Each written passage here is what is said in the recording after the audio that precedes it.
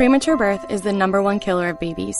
Those who survive often face birth defects and complications that affect them for life. For hundreds of thousands of families in the United States, this is the hardest thing they will ever have to face. And it's even harder on the baby. March of Dimes is providing education and support to families and funding life-saving research to give every baby a fighting chance. You can help. Do something today. Give them tomorrow at marchofdimes.org/tomorrow. See that cute little dog in the pet store window? Chances are it came from a puppy mill, a breeding facility that forces caged, neglected, and often sick dogs to churn out puppy after puppy to be sold for profit. Meanwhile, millions of wonderful, healthy pets end up in animal shelters. This leads to the killing of more than 9,000 by the end of today. But with one simple choice, you can help. Just by deciding to adopt instead of purchase your next pet.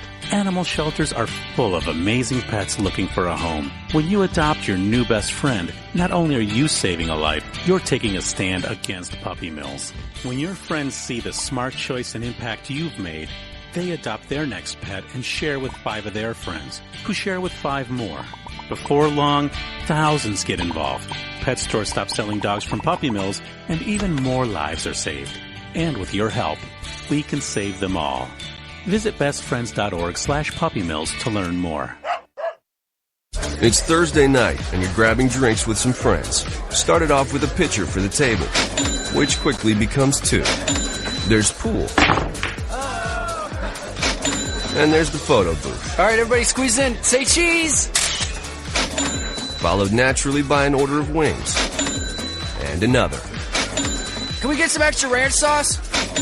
Then there's the ceremonial nightcap. So what are we doing this weekend? And lastly, it's back to the car, which, if you're buzzed,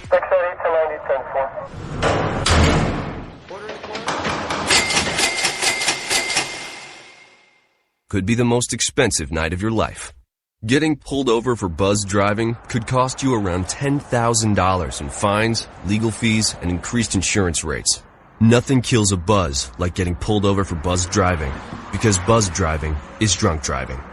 Brought to you by the National Highway Traffic Safety Administration and the Ad Council. The following letters were written by our troops. My dear fellow Americans, I truly appreciate your support. I was starting to wonder if people had forgotten about us over here, but then one of my buddies showed me this website, and now as tears are streaming down my face, I can see for sure that you haven't. Private Emily B., U.S. Army. It's so heartwarming to see the American people not letting the men and women of the armed forces be forgotten. Your letters make a group of grown men, battle-hardened and gruff, act like a bunch of kids around a Christmas tree. Thanks. Staff Sergeant Matthew H., U.S. Army. Your support may be the most important thing our troops can carry with them. But don't take our word for it. Take theirs. To show your support, visit americasupportsyou.mil. Brought to you by the U.S. Department of Defense and the Ad Council.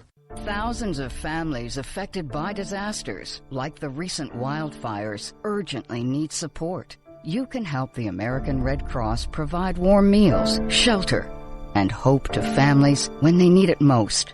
Please donate today to Red Cross Disaster Relief to help people affected by disasters, big and small. Go to redcross.org or call 1-800-RED-CROSS today. Your support is critical. We can't do it without you. Every day, the men and women of the United States Marine Corps demonstrate their commitment to defend the American way of life. Since 1775, we have served our nation as a force in readiness. From combat operations to humanitarian assistance in every corner of the world. No matter where the mission takes us today, or wherever our country needs us tomorrow, we always remember the land we call home. As Marines, we take a stand for each other, for our nation, for us all, the few, the proud, the Marines.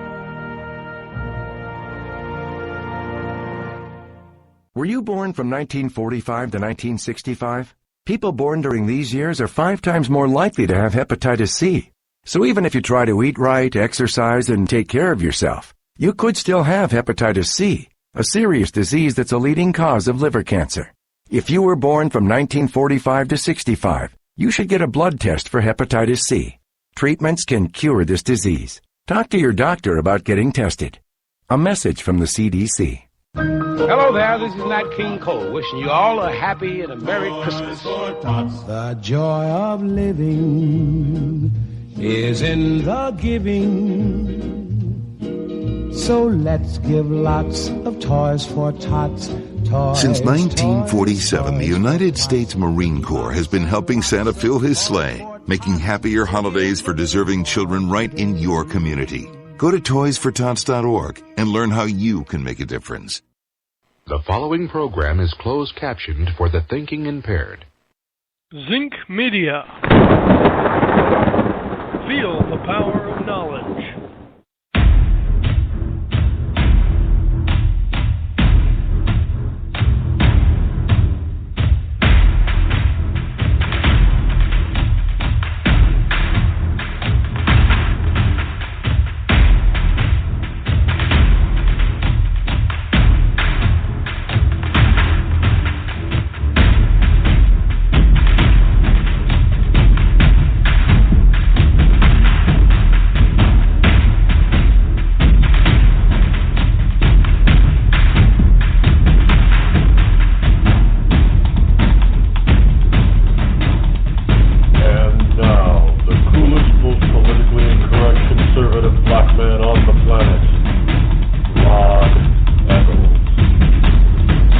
Good morning to you, one and all. It is I, your lovable host, Rod, coming to you live from the bunkerized studio somewhere within the great grand state of New Hampshire, where the state motto is live free or die. It is not big government or bust. Welcome, one and all, to Friday, January number 6 in the year of our Lord 2017. And because it is Friday, we all know what that means. Welcome to Freedom Friday. Yes, indeed, it is Freedom Friday. Every Friday here, whether it be here in the wonderful Granite State, where the state motto is still live free or die, or elsewhere in the other 49 states in this great land, and Puerto Rico, we like to take things a little bit easier, lighter on Friday, simply because, we just want to slide on into the weekend and be able to celebrate the freedoms that we have left, and the freedoms that it looks like we're going to start getting back shortly in a few days, which is a good thing. Got a number of things to cover this morning. One, there's the slam on Obama from Trump, basically.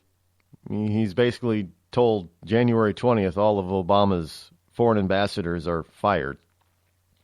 None of this traditional you get to hang around a little while until the new guy gets there. Nope, he's told them all, get your asses back here. You're done. Now understand, some of them may get to go back. But we'll cover that. Plus, I'm staying away from. I'm done with the news about the four kids chilling. The teenagers, young adults, actually, that kidnapped that poor young man, 18-year-old young man. It's just, it's horrific. And I'm sick of the argument about, look, hey, it's about time that's these stupid hate laws came back to bite them in the ass. And that's exactly what's happening now, because everybody's saying it's a hate crime. Well, it's not a hate crime because, it's a white person and they're black people and so they can't be charged. Well, they've just been charged with a hate crime. Good.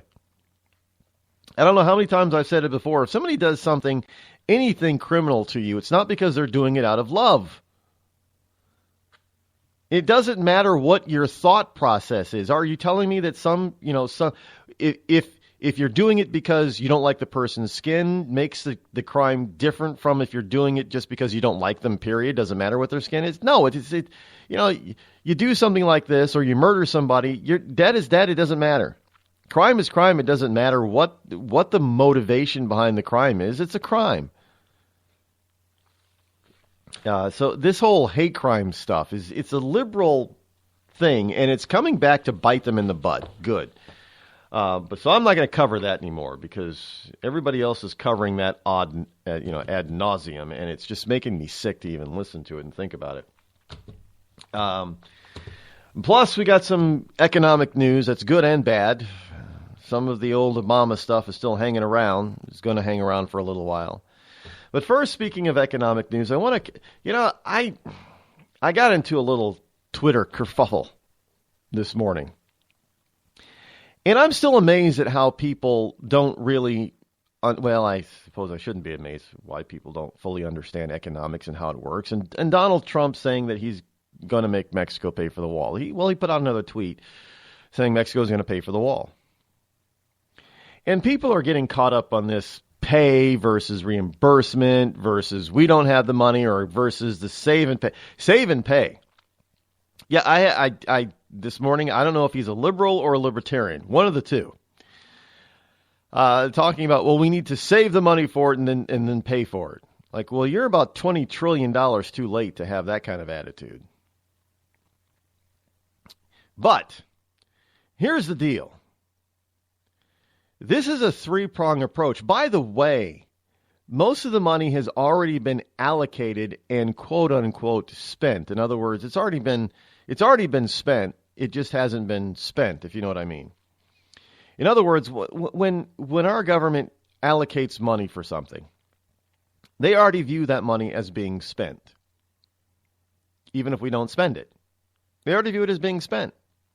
Now, on occasion, they'll double spend the money. If you don't spend it right away, they'll spend it again. But usually, when under George W. Bush, they already allocated money for a wall. Now, the wall was under George Bush was a two-prong approach because it was a physical and a high-tech wall. There are going to be places where it was actually going to be physical. If you want to say brick and mortar, it was going to be a physical brick and mortar wall. Whether they actually use bricks is irrelevant at this point. There was a part that was allocated for it to be a real brick and mortar wall. And then there was a part that was allocated for it to be a high-tech wall. There wouldn't be a physical presence, but there would be electronic presence. So all of that was already allocated.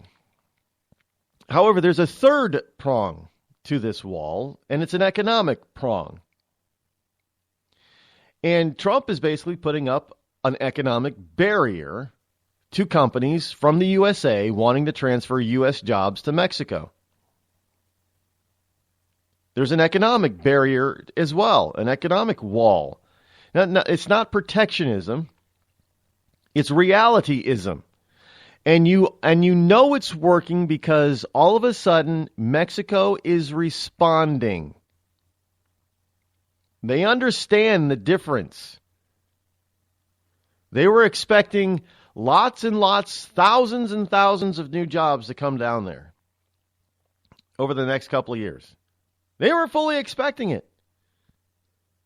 And now those jobs are not coming, and even more of them are being threatened, and Mexico is responding. See, instead of actually just going out there and competing on the world market and building their own infrastructure and companies, what Mexico has relied upon over the past 20 or so years is stealing jobs from the USA. Nowhere else, really. Just the United States. And so when companies like Carrier and Ford, and now possibly Toyota, are not moving jobs from the USA to Mexico, now Mexico has a problem with us. Before it was great. You send us your jobs, we'll send those people that we can't yet employ to you, so you can take care of them. We won't. And now this is what's going to happen. Now we're going to keep the jobs. Mexico's going to have to figure out how to create their own jobs. And Trump is going to put up a physical and tech wall that's going to keep all the people that Mexico can't currently employ from coming over here. So we don't pay for them. And with the news, and this is how we know that it's working, the peso took a dip yesterday. And for those of you in Rush Limbaugh's Rio Linda, that's the Mexican dollar, basically. On the news, the peso took a dip. Took a hit. Now, I am not ecstatic about this. I don't wish economic calamity on somebody else's country. I really don't. Well, the ones that deserve economic calamity are already in the midst of economic calamity, so there's not much more that we can do to them. North Korea, anyone? But I don't wish economic calamity on Mexico. In fact, I would like to have a strong economic Mexico. It would only strengthen us. We wouldn't have. Look, if Mexico could get its act together and build its economy to where it should be, then we wouldn't have to spend so much money deporting people, finding people, trying to keep them from coming over here illegally. We wouldn't have to spend that kind of. Look at all the. Canada's got a strong economy.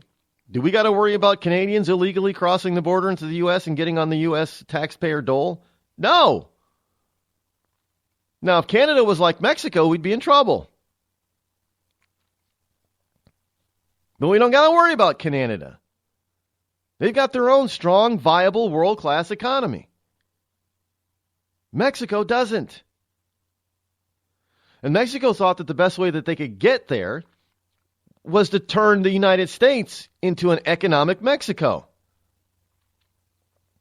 Well, that's not going to work.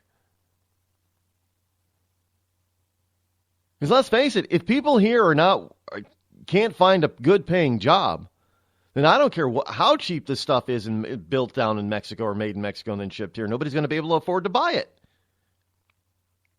So at some point, the pendulum would swing the other way, and Mexico would experience something that they did not expect. Layoffs. So this what Trump is doing is actually a brilliant idea. And it's not really all that brilliant. It's just plain old basic economics 101. You see, liberals think that there's a pie or a cake, choose whatever you want, and that there's only so much to go around. You can only get so many slices out of that cake or that pie.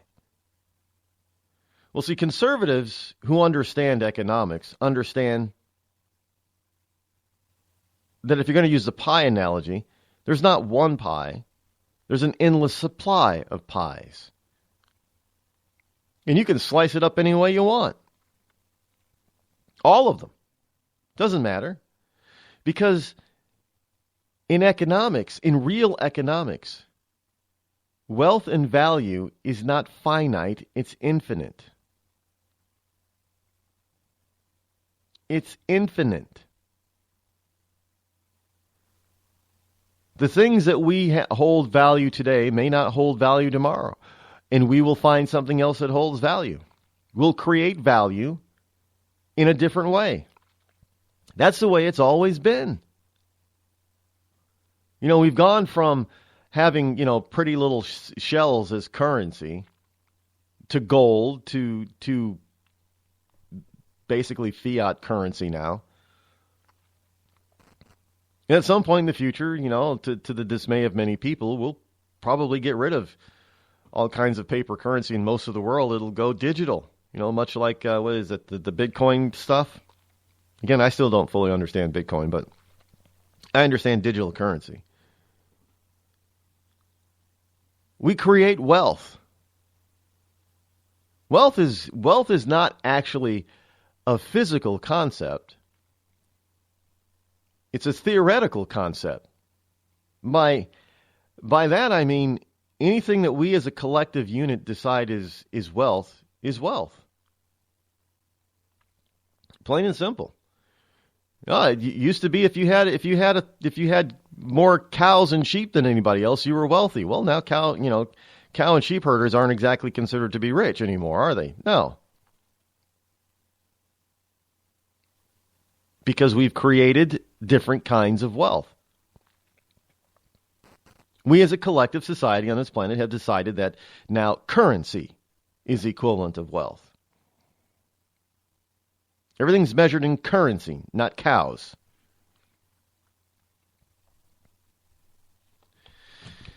But, that's just the basics of economics, folks. I don't. Yeah, it's stuff that the left. Believe it or not, the left actually knows this, and they've used that knowledge basically against us. Actually, and for people who are into all the Bilderberg and Rothschild family cabals and things like that, it's very easy for them to lose everything. All we have to do is just decide that we're going to change what we view and value as wealth. And if they don't have it, they're no longer rich, are they?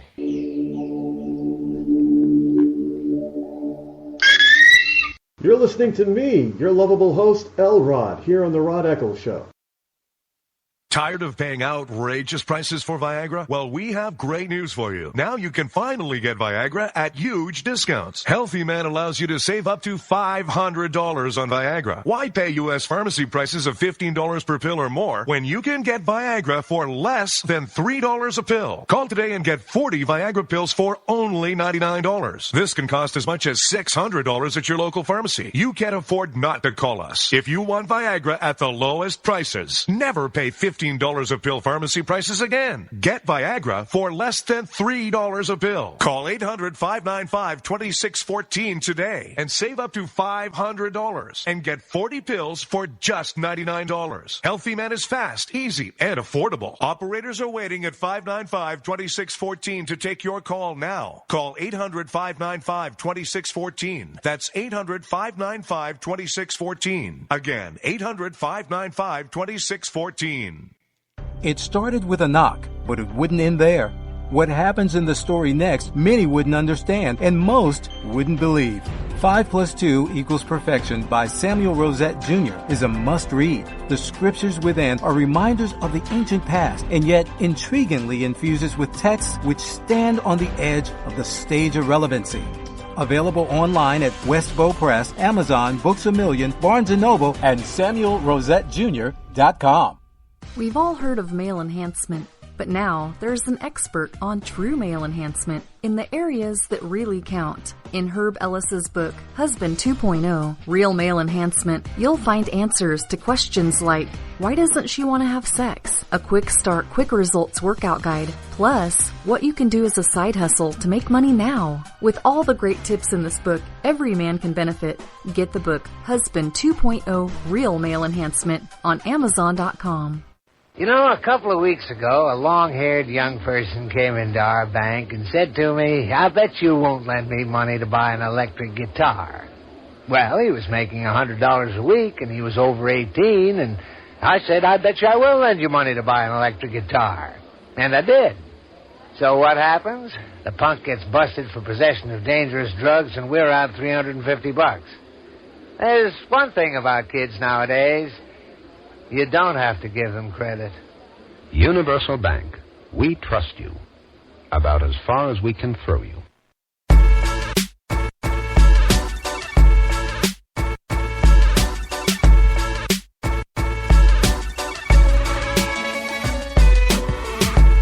(603-835-3226) is the call-in number this morning, as it is every morning. No difference on Freedom Friday. Just the day changes. Only the day changes. We have here something that Trump did again to Obama. Trump turns down Obama offer to keep playset at White House. Yeah, evidently Sasha and Malia was installed back in I remember this too, actually. I had forgotten about it. But back in 2009, President Obama and First Lady Michelle Obama installed basically a jungle gym, rather large one, on the White House lawn outside the Oval Office for the girls. Well, really for the younger one. And obviously now they've grown up, they're not going to use it. So President Obama has offered to leave his daughter's outdoor playset, Jungle Gym, at the White House for, well, I can't say President Trump, President-elect Trump's grandkids to use. Now, obviously, the grandkids might be there quite often because, some of them anyway, because of Ivana and her husband moving 2 blocks away from the Obamas. I just thought that was hilarious. Well, it's not too difficult because the D.C. community is where these people would live is pretty tight. So it's not like a huge city and an area, unless they're going to live really outside the D.C. area. There's not many places that the power elite and the wealthy of the D.C. area are going to live. So it's not that surprising that they're going to be that close. But it's just kind of funny, just 2 blocks away. So those grandchildren will obviously be around probably a lot. Now, Don Jr.'s kids are still back in New York, so they probably won't be around as often because Don Jr. will be the one that will actually be, I do believe, the CEO, acting CEO of the Trump organization while Daddy's president. So he'll be busy. He won't be visiting too often, I'm sure. And of course, Eric doesn't have any kids yet, and Tiffany isn't. I don't know. She's not dating anyone, as far as I know. I don't keep track of these people, but I don't think she is. I think we would have heard it by now if she was.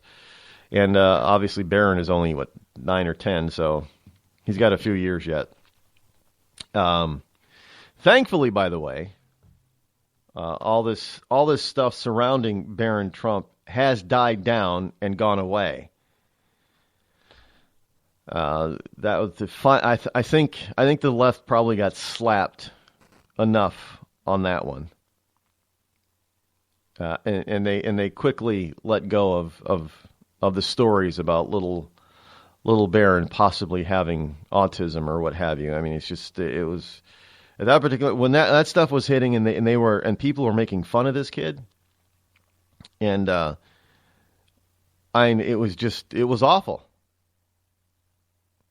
We were told time and time again, oh, you can't touch Amy Carter, you can't touch, Sasha and Malia. But it was fair game for the Bush twins, by the way. Remember that? Yeah, it was fair game for them. But it wasn't fair game for Sasha, and even the president was angry. Don't you dare talk about Sasha and Malia. You leave them out of this. Remember that? So... Yeah, he's turned down the offer, and the president is donating it to, I guess, some organization that does good in the D.C. area. And the playset has already been removed. Well, you only got, 14 days now? 14 days until inauguration. So, and people are still reporting more moving trucks in and around the White House. And I still say it may not necessarily be for the Obamas, but for everybody else around there. I'm going to guess that there are probably moving trucks arriving at U.S. installations all around the world now, after Trump has said, none of you are staying. You're all fired on January 20th at 12:01 p.m., so get your butts back here. Nobody's hanging around. That was also kind of interesting. That hasn't happened in a while. I mean, usually it's been this, they call this tradition for these people to stay around until their replacement gets there. Not with Trump. He doesn't. Trump is going to really look. I think you can already see this happening. Trump, in his first 100 days, is really, really going to try to put a put a hurting on Obama's legacy. There's going to be a lot of stuff that gets swept under the rug, swept away. I'm looking forward to that.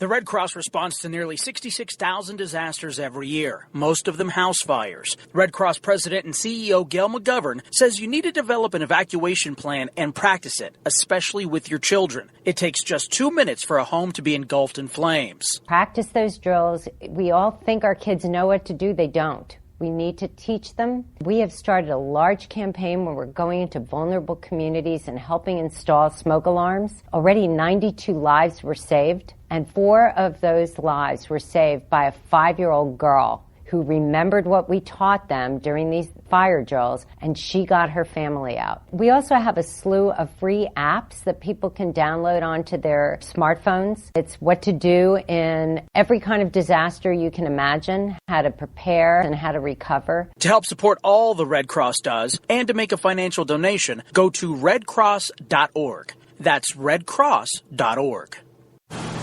I'm just so happy my father had a chance to see his kids before he passed. I just want to say thank you. When her father fell ill, the American Red Cross was able to help get Veronica's brother home from the Navy to speak to his father one last time. It's thanks to your donations that we can connect military families when they need it most. Please donate today at redcross.org. It's Thursday night, and you're grabbing drinks with some friends. Started off with a pitcher for the table, which quickly becomes 2. There's pool. And there's the photo booth. All right, everybody squeeze in. Say cheese! Followed naturally by an order of wings. And another. Can we get some extra ranch sauce? Then there's the ceremonial nightcap. So what are we doing this weekend? And lastly, it's back to the car, which, if you're buzzed,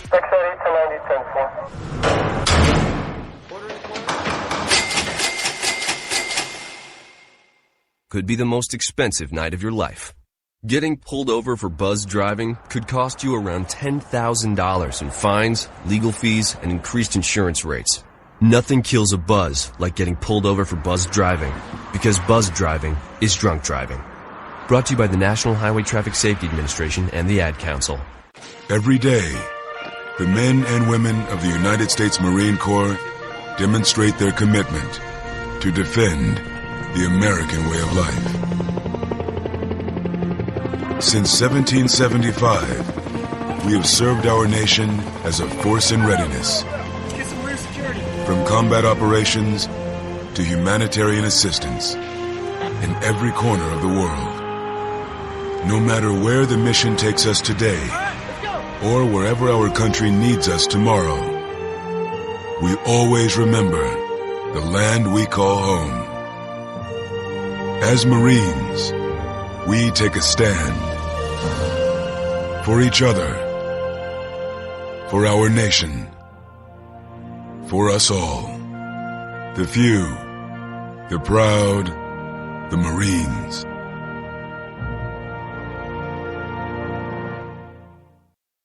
I considered suicide so I wouldn't put my family through all the pain. Many of our warriors are returning home from the battlefield, only to face a new war as they struggle with devastating injuries. At Wounded Warrior Project, we understand. We're there to help. Even though you think you're broken, you're not. It's the physical and the emotional healing that Wounded Warrior Project provides. With a gift of just $19 a month, you can join Wounded Warrior Project. You'll help provide critically needed programs and services that rebuild lives. Beautiful. There you go, buddy. The ongoing needs of our wounded and their families will continue for many years to come. Now is the time to show your support. Call now or go online with your gift of just $19 a month and we'll send you this Wounded Warrior Project blanket. It made me feel that there's people out there that care about us. After this event, we can finally maybe start to heal as a family and move forward. We need your help.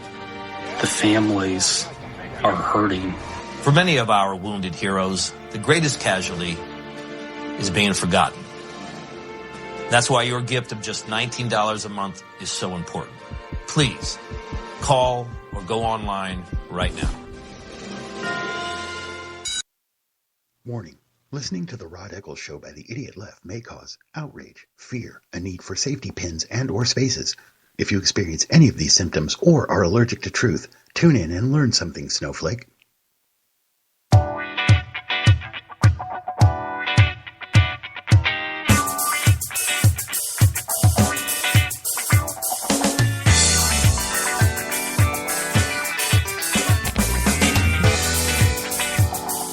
(603-835-3226). That is the number to call should you wish to join me here live on the Rod Eccles Show. Here's some information that I would say at least 95% of Americans do not understand, realize, or even know. Well, it's 95% because the other 5%, they work in government, right? So they would understand and know. But when it comes to foreign service, as it's called, and the foreign service usually represents, or when someone says foreign service, they're usually talking about diplomatic channels, not military. You're usually talking about the diplomatic corps, the ambassadors, our consulates, and the like across the globe. And each one of these places, depending on the country, has a staff. The ambassador and the ambassador is the chief of staff of that particular foreign contingent in that country. And they report to the Secretary of State, who then reports to the president. The president appoints all the ambassadors and all of the senior executive staff of the ambassadorial troop, if you will, in every country that we have diplomatic relations and representatives in. Now, they also have a staff. It's not just, the ambassador and a couple of underlings that are there and a secretary. No. Some of these, depending on how good of relations we have with them, they're ally or not, they can have huge staffs. Now, the mid-level and senior level diplomats, not your low-level like couriers or something in each one of these places, but your mid-level and your senior level staff at these embassies and consulates, these people live very well overseas. They live very well. What you find out is when people go into foreign service, they often stay in foreign service for years and years and years, often without ever returning to the United States until either they quit, get fired, or retire. They in a sense become foreign citizens. And oftentimes what happens is that, they may be attached to the French embassy for 8 years. And the new president comes in and they don't come back home. They get reassigned to, say, the British embassy. And then they go there for 4 or 8 years. And then they get reassigned to, say, the Italian embassy. And then they may get reassigned, to go to the Russian embassy in Moscow. They don't come back. And they live very well. They have nice apartments or homes with top of the line security for many of them. In some cases, that's even human bodies are there to secure them and keep them safe. There's a lot of money spent on our foreign diplomats. The problem is that these people, they stay over there. They lose touch with what it's like to live and be an American. They stay overseas. Their kids get free education, and they don't go to just regular around the corner public schools. These kids in these foreign stations like this, foreign embassies, they go to private schools. And usually those private schools have English as a main language, but, yeah, if they're in France, they're going to learn French. But these are usually private. They're not mingling. Let's say if we have a military installation like Germany, these diplomats' kids are not mingling with military kids. They're not. They live and oftentimes that lifestyle, most of the time, that lifestyle is, besides their very generous salaries, are paid by the taxpayer. And that lifestyle, they cannot find an equivalent if they come back to the US of A. Well, Trump has put a kibosh on that. And he's basically told all these ambassadors, you're done, come home. Which means that a good number of the staff at these embassies have also just been fired and will have to come home. Or else if they can find a job where they are and they can stay, then fine. But they won't have a U.S. government job. They won't have all the added perks. The free private schooling, the wonderful lush apartments or homes, the added security, and blah blah, on and on and on and on and on. They're not going to have it. So many of them will be forced to come back home for the first time in years, in many cases. That's just the way our foreign service has worked over the past 40 years. And that's not the way that Americans live, but most Americans do not understand that. They don't know it. By the way, the Department of State is also the only major department in our U.S. federal government that does not require a polygraph and or a psychological exam for its employees. Did you know that? And they don't need to take take a polygraph or a psychological exam in order to hold a top secret security clearance. Did you know that?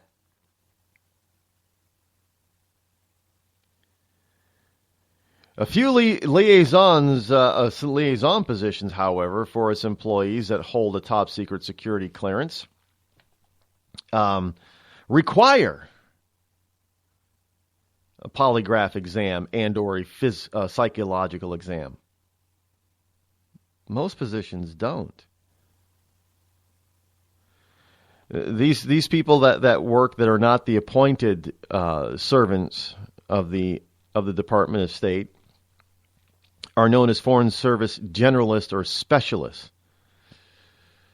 And something that I didn't know until I researched it, that the vast majority of these people are recruited from the two coasts. Yeah. So in other words, flyover country doesn't have a lot of representation in the foreign diplomatic service. Most of these people live very, very, very well, as I've already explained, overseas. A lot better than they could live here. In fact, some of them that are, higher, not necessarily the ambassador, but some of the higher level diplomats also have servants, butler or a maid. And well, if they have to pay for it, they can afford it because they're not paying for much of anything else.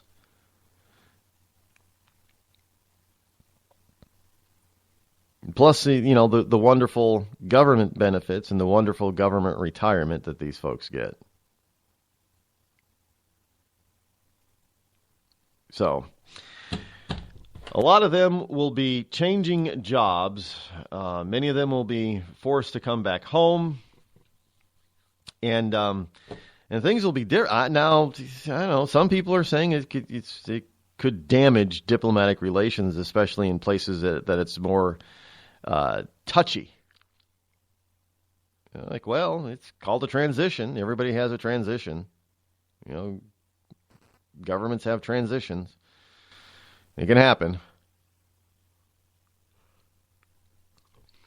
But, they'll still be, it's not like that there's going to be an abandonment of our embassies and consulates between ambassadors. That's not happening.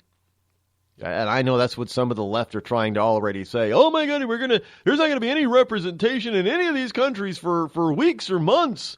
No, that's actually not the case. There'll be a staff, there'll be representation, absolutely. But the left keeps ringing. He's already dismantling their world. This is why Lindsey Graham and John McCain are having fits. Well, this is why they're talking about this is the really interesting thing about those two. They're supposed to be Republicans. Trump is a Republican. He won the election. The Republicans now have the White House. But they're out there acting like a bunch of Democrats, like a couple of Democrats. Well, yeah, Putin, he influenced our elections. You got to understand, this is terrible. This is terrible for the American people. We can't allow this anymore.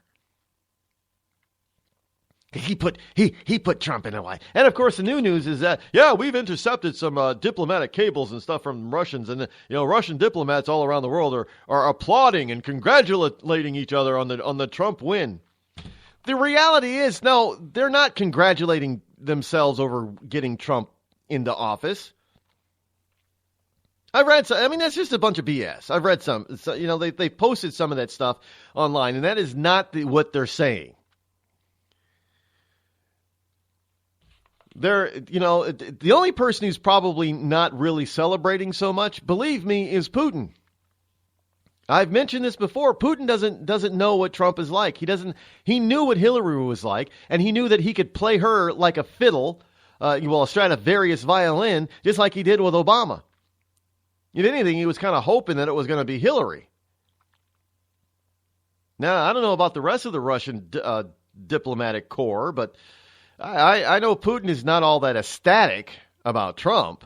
But let's face it, Putin is also one of these people that supposedly, he doesn't like government corruption, although he's a communist, so that's nothing but government corruption. But be that as it may, he doesn't like other government corruption.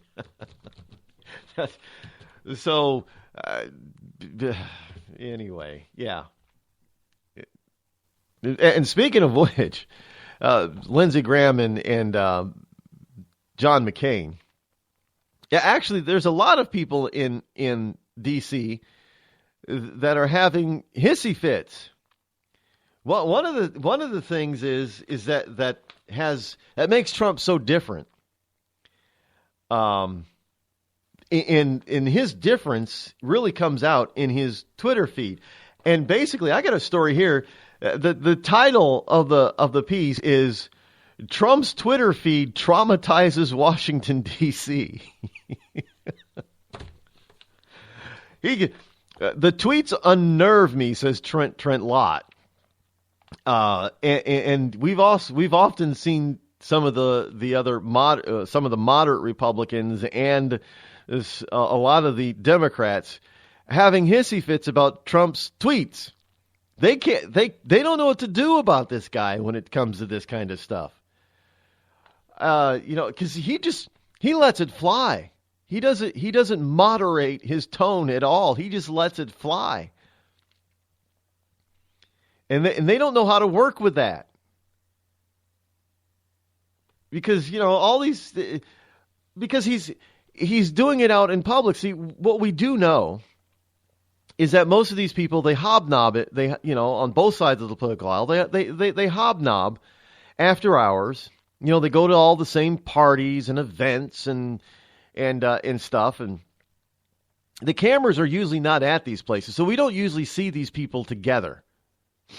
Eating and drinking and whooping it up together, because that would show that they're friends, and that this whole thing about there being a true opposition would be shown as a true farce. And let's face it, we don't need to see them at parties to know that we know that a lot of this opposition is a farce. Just look at McCain and Grahamnesty. It's who in their right mind, if they're a conservative Republican, would be for illegal immigration amnesty? Well, that's Lindsey Graham. Well, he's a Republican. Wait, you sure he's a Republican or is he a Southern Democrat? It's hard to tell sometimes. I get it. Sometimes it's really hard to tell. And there's a reason why it's hard to tell. Because there really isn't much of a difference. Lindsey Graham is a big governmentalist, just like most Democrats are. No different. All that Southern charm just doesn't get me. I don't buy the Southern charm. But hey, well, I guess it is what it is, folks, in that particular case. But Graham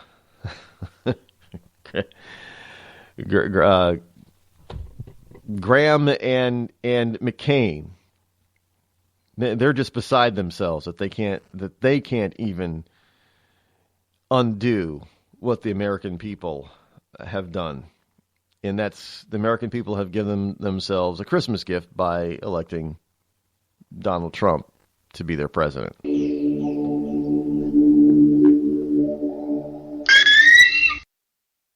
Tired of paying outrageous prices for Viagra? Well, we have great news for you. Now you can finally get Viagra at huge discounts. Healthy Man allows you to save up to $500 on Viagra. Why pay U.S. pharmacy prices of $15 per pill or more when you can get Viagra for less than $3 a pill? Call today and get 40 Viagra pills for only $99. This can cost as much as $600 at your local pharmacy. You can't afford not to call us. If you want Viagra at the lowest prices, never pay $15 a pill pharmacy prices again. Get Viagra for less than $3 a pill. Call 800-595-2614 today and save up to $500 and get 40 pills for just $99. Healthy Man is fast, easy, and affordable. Operators are waiting at 595-2614 to take your call now. Call 800-595-2614. That's 800-595-2614. Again, 800-595-2614. It started with a knock, but it wouldn't end there. What happens in the story next, many wouldn't understand, and most wouldn't believe. 5 + 2 = Perfection by Samuel Rosette Jr. is a must-read. The scriptures within are reminders of the ancient past, and yet intriguingly infuses with texts which stand on the edge of the stage of relevancy. Available online at Westbow Press, Amazon, Books A Million, Barnes & Noble, and SamuelRosetteJr.com. We've all heard of male enhancement, but now there's an expert on true male enhancement in the areas that really count. In Herb Ellis's book, Husband 2.0, Real Male Enhancement, you'll find answers to questions like, why doesn't she want to have sex? A quick start, quick results workout guide, plus what you can do as a side hustle to make money now. With all the great tips in this book, every man can benefit. Get the book, Husband 2.0, Real Male Enhancement, on Amazon.com. You know, a couple of weeks ago, a long-haired young person came into our bank and said to me, I bet you won't lend me money to buy an electric guitar. Well, he was making $100 a week, and he was over 18, and I said, I bet you I will lend you money to buy an electric guitar. And I did. So what happens? The punk gets busted for possession of dangerous drugs, and we're out $350. There's one thing about kids nowadays. You don't have to give them credit. Universal Bank. We trust you. About as far as we can throw you.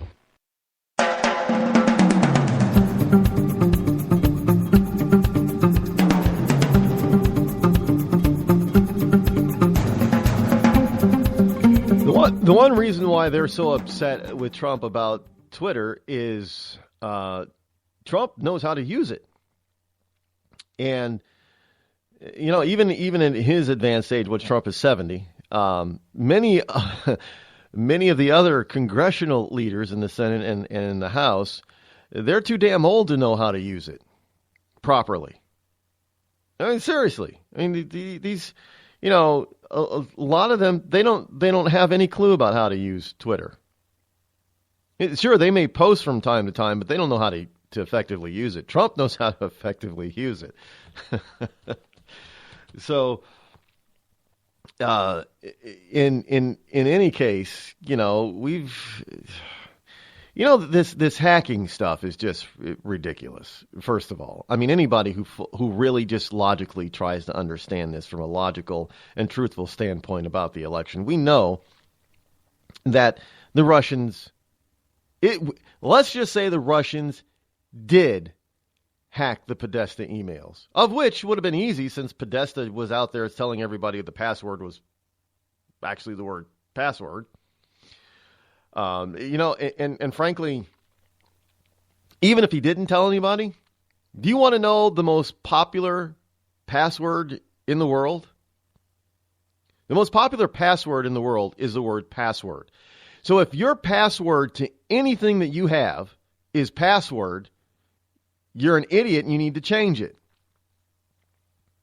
Well, Podesta should have known that.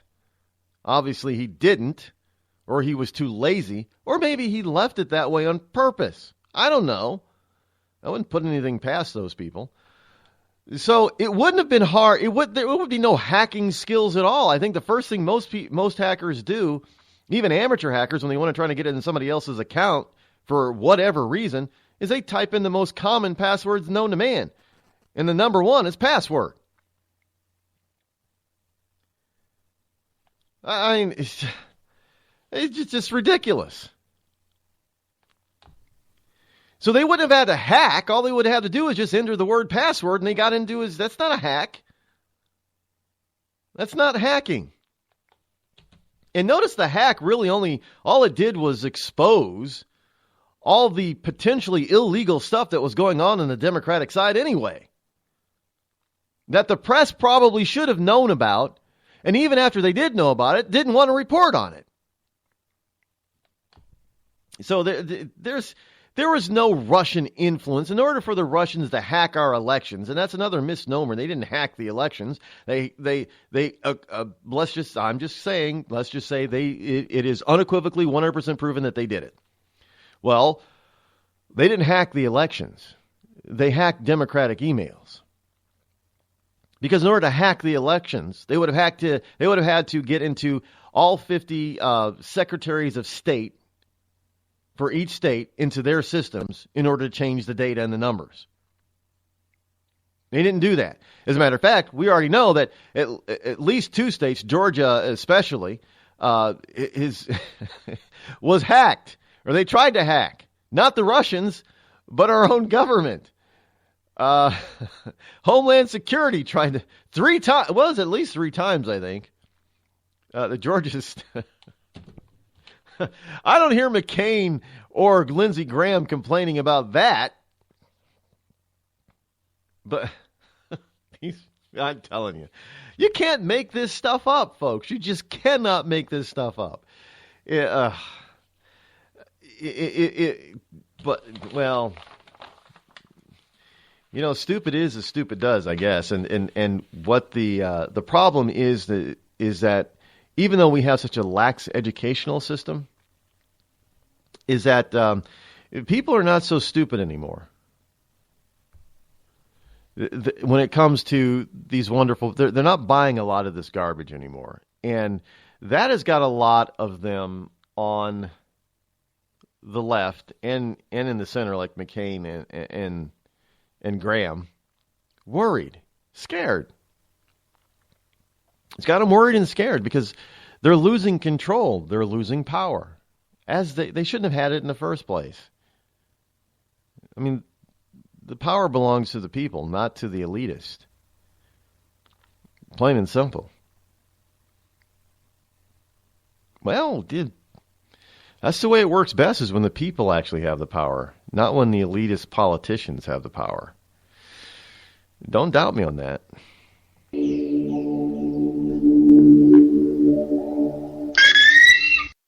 If you love to smoke, then you know there's no place left in America where you can light up a butt these days. That's why Carnival is proud to offer our new Smokers Cruise. You'll board aboard our luxury liner and be off to, who cares where you go. The point is, you'll be in international waters where you can smoke 24 hours a day for a full 2 weeks. They let us smoke on the dance floor, at all our meals, even in the pool. I like all the activities. Smoke-alongs, cigar races. Hey, I met a babe who smokes unfiltered Luckies. What? The Smoker's Cruise. Sign up now for regular or menthol. Hey, it's not just a vacation. It's the lung buster. My friend could see me now.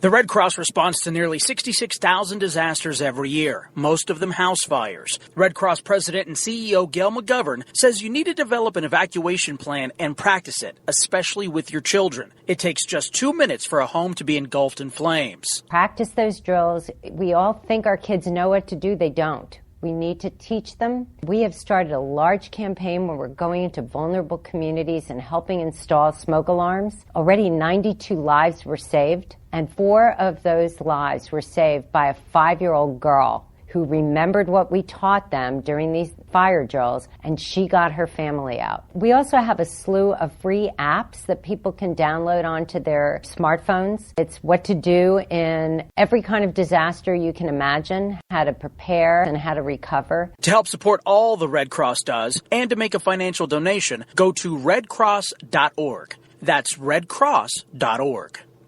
Every day, the men and women of the United States Marine Corps demonstrate their commitment to defend the American way of life. Since 1775, we have served our nation as a force in readiness.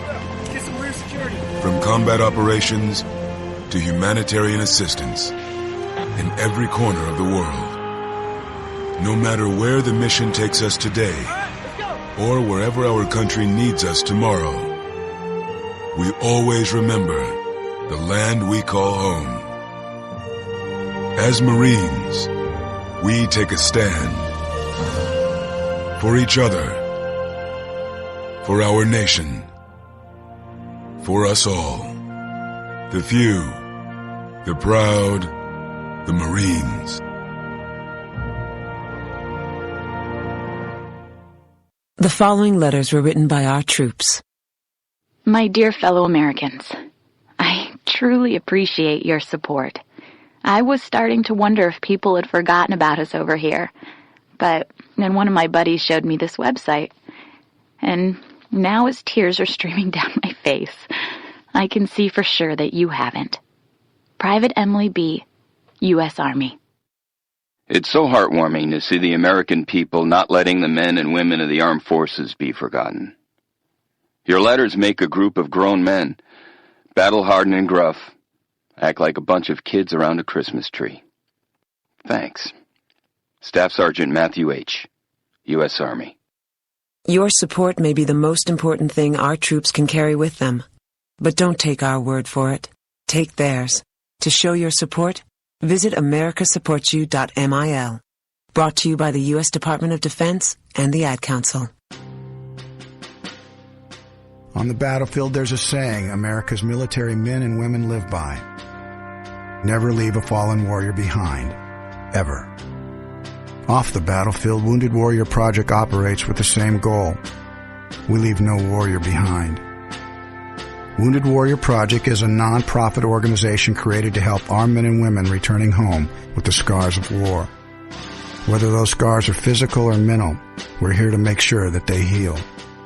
And whether it's helping those with post-traumatic stress disorder live a normal life again, or giving much-needed support to injured warriors in veterans' hospitals. Because no one deserves our help more than the men and women who risk their lives to keep us safe. Wounded Warrior Project. We never leave a fallen warrior behind. Ever. Learn more about what we do at woundedwarriorproject.org. Were you born from 1945 to 1965? People born during these years are 5 times more likely to have hepatitis C. So even if you try to eat right, exercise, and take care of yourself, You could still have hepatitis C, a serious disease that's a leading cause of liver cancer. If you were born from 1945 to 65, you should get a blood test for hepatitis C. Treatments can cure this disease. Talk to your doctor about getting tested. A message from the CDC. See that cute little dog in the pet store window? Chances are it came from a puppy mill, a breeding facility that forces caged, neglected, and often sick dogs to churn out puppy after puppy to be sold for profit. Meanwhile, millions of wonderful, healthy pets end up in animal shelters. This leads to the killing of more than 9,000 by the end of today. But with one simple choice, you can help, just by deciding to adopt instead of purchase your next pet. Animal shelters are full of amazing pets looking for a home. When you adopt your new best friend, not only are you saving a life, you're taking a stand against puppy mills. When your friends see the smart choice and impact you've made, they adopt their next pet and share with 5 of their friends, who share with 5 more. Before long, thousands get involved. Pet stores stop selling dogs from puppy mills, and even more lives are saved. And with your help, we can save them all. Visit bestfriends.org/puppymills to learn more.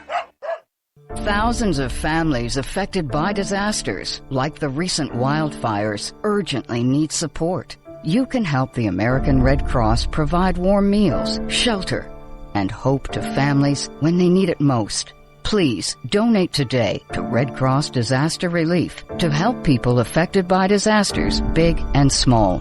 Go to redcross.org or call 1-800-RED-CROSS today. Your support is critical. We can't do it without you. You want to know what time it is? It's time to bring the rain. Zinc Media. Feel the power of knowledge.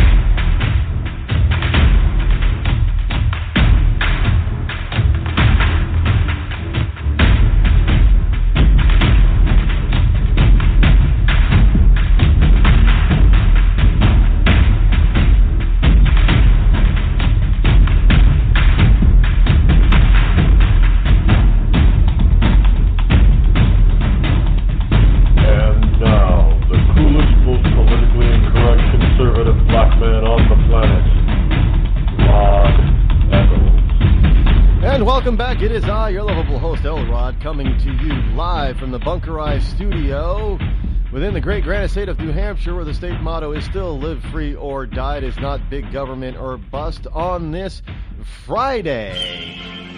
Welcome. Yes, it is Friday, January number 6th in the year of our Lord 2017, the 6th day of the year. As we march on into the weekend, we always try to take things a little bit lighter on the weekend. We still cover some of the heavy stuff, but we also cover a lot of the lighter stuff in all kinds of areas.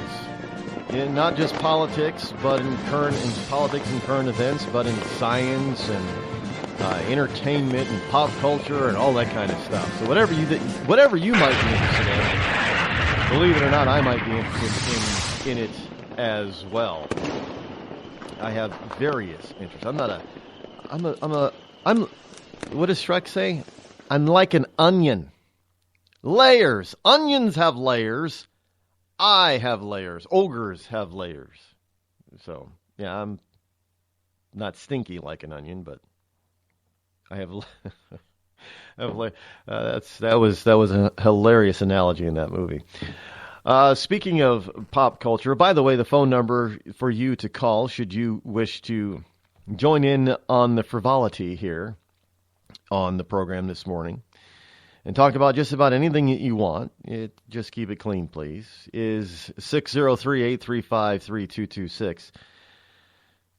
thesun.co.uk is, by the way, before I get to this story, yesterday, I was doing some research, and I was on YouTube. I was watching some videos. And YouTube popped up this video, suggested this video. And I'm like, what the hell is this? Why is this? I don't know where it must be the keywords that they tag the videos in, but I don't know why this video would come into the keywords I was looking for. But anyway, I clicked on it. I'm watching it, and this guy's he's a sales huckster, trying to sell people on. And I looked down, and he had only less than 1,000 views. So obviously he's not that good of a huckster. But he was trying to sell something, and talking about how wonderful that his system worked and all that kind of stuff.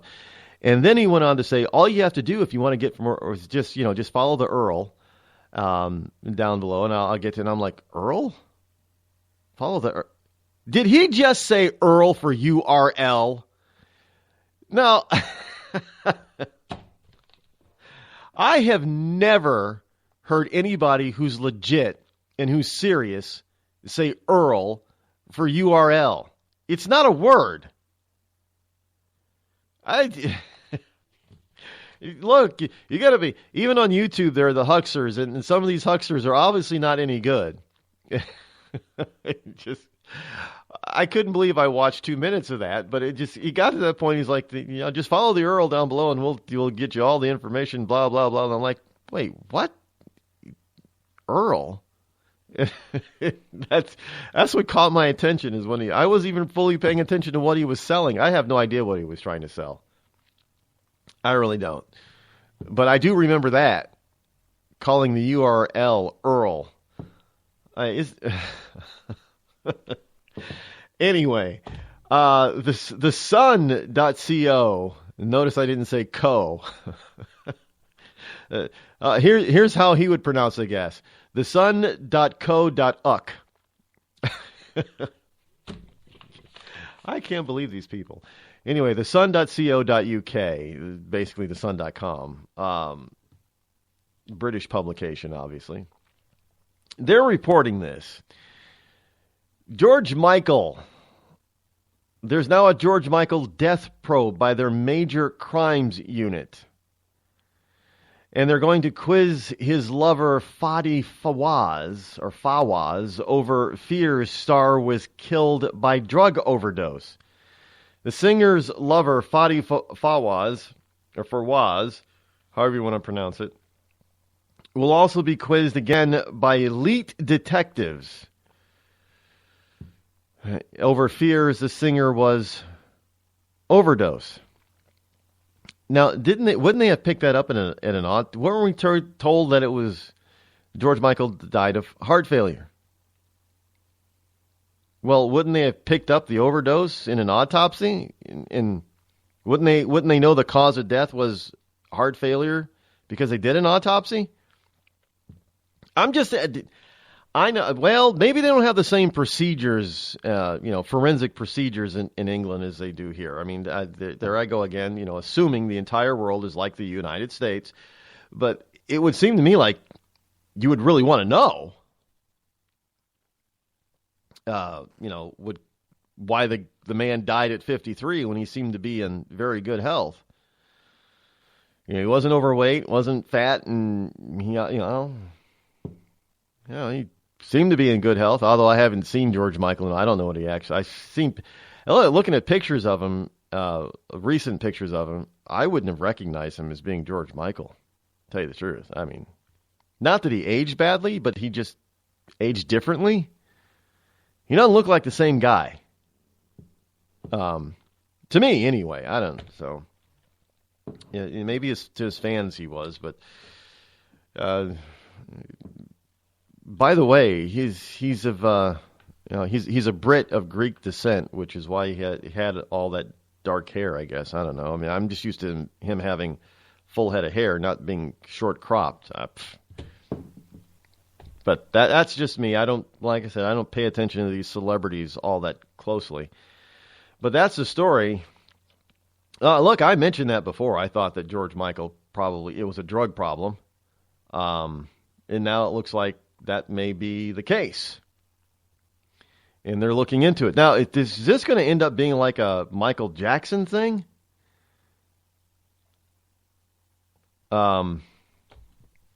I don't know. Is it going to be like a Michael Jackson where is there going to be a doctor or maybe his lover is going to be in trouble for possibly giving him the drugs?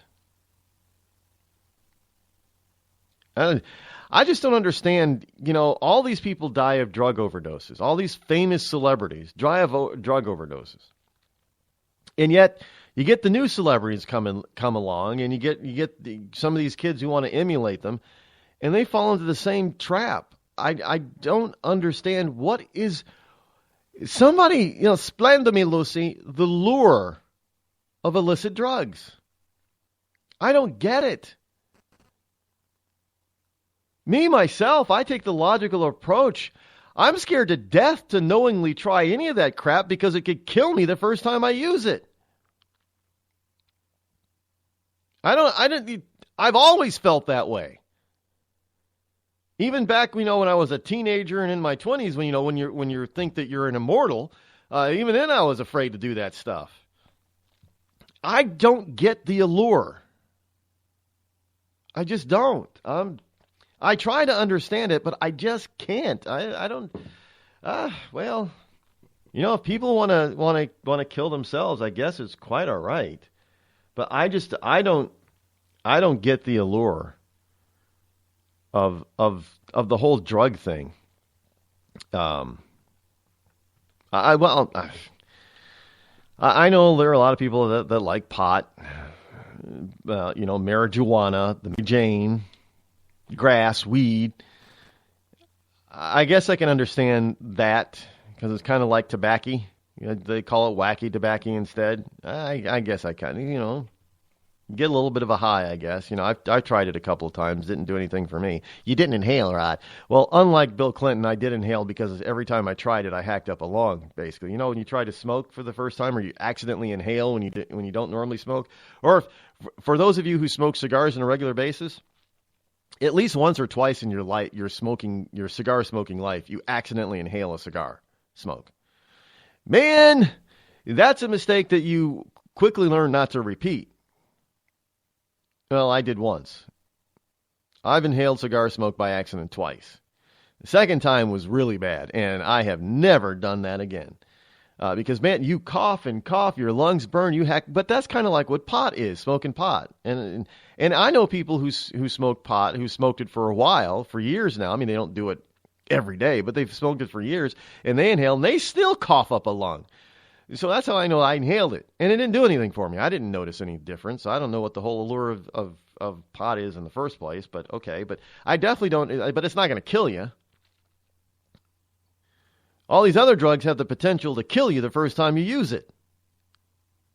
So I don't know what the allure is.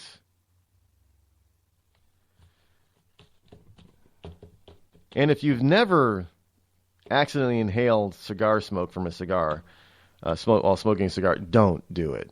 You will regret it. You will regret.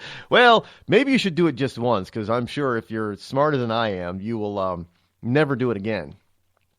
That is cigar smoke. Cigars are meant to be puffed, not inhaled. Yes, you can still smell the cigar. You can still get the flavor of the cigar, and you still get the depending on the type of cigar it is and how strong it is, the tingling feeling or sensation if it's a really strong cigar in your mouth. And there's a lot of aspects to cigars. And you can't thoroughly and fully enjoy them if you try to inhale them. You have to puff them and taste them. You have to taste the smoke. That's the whole point.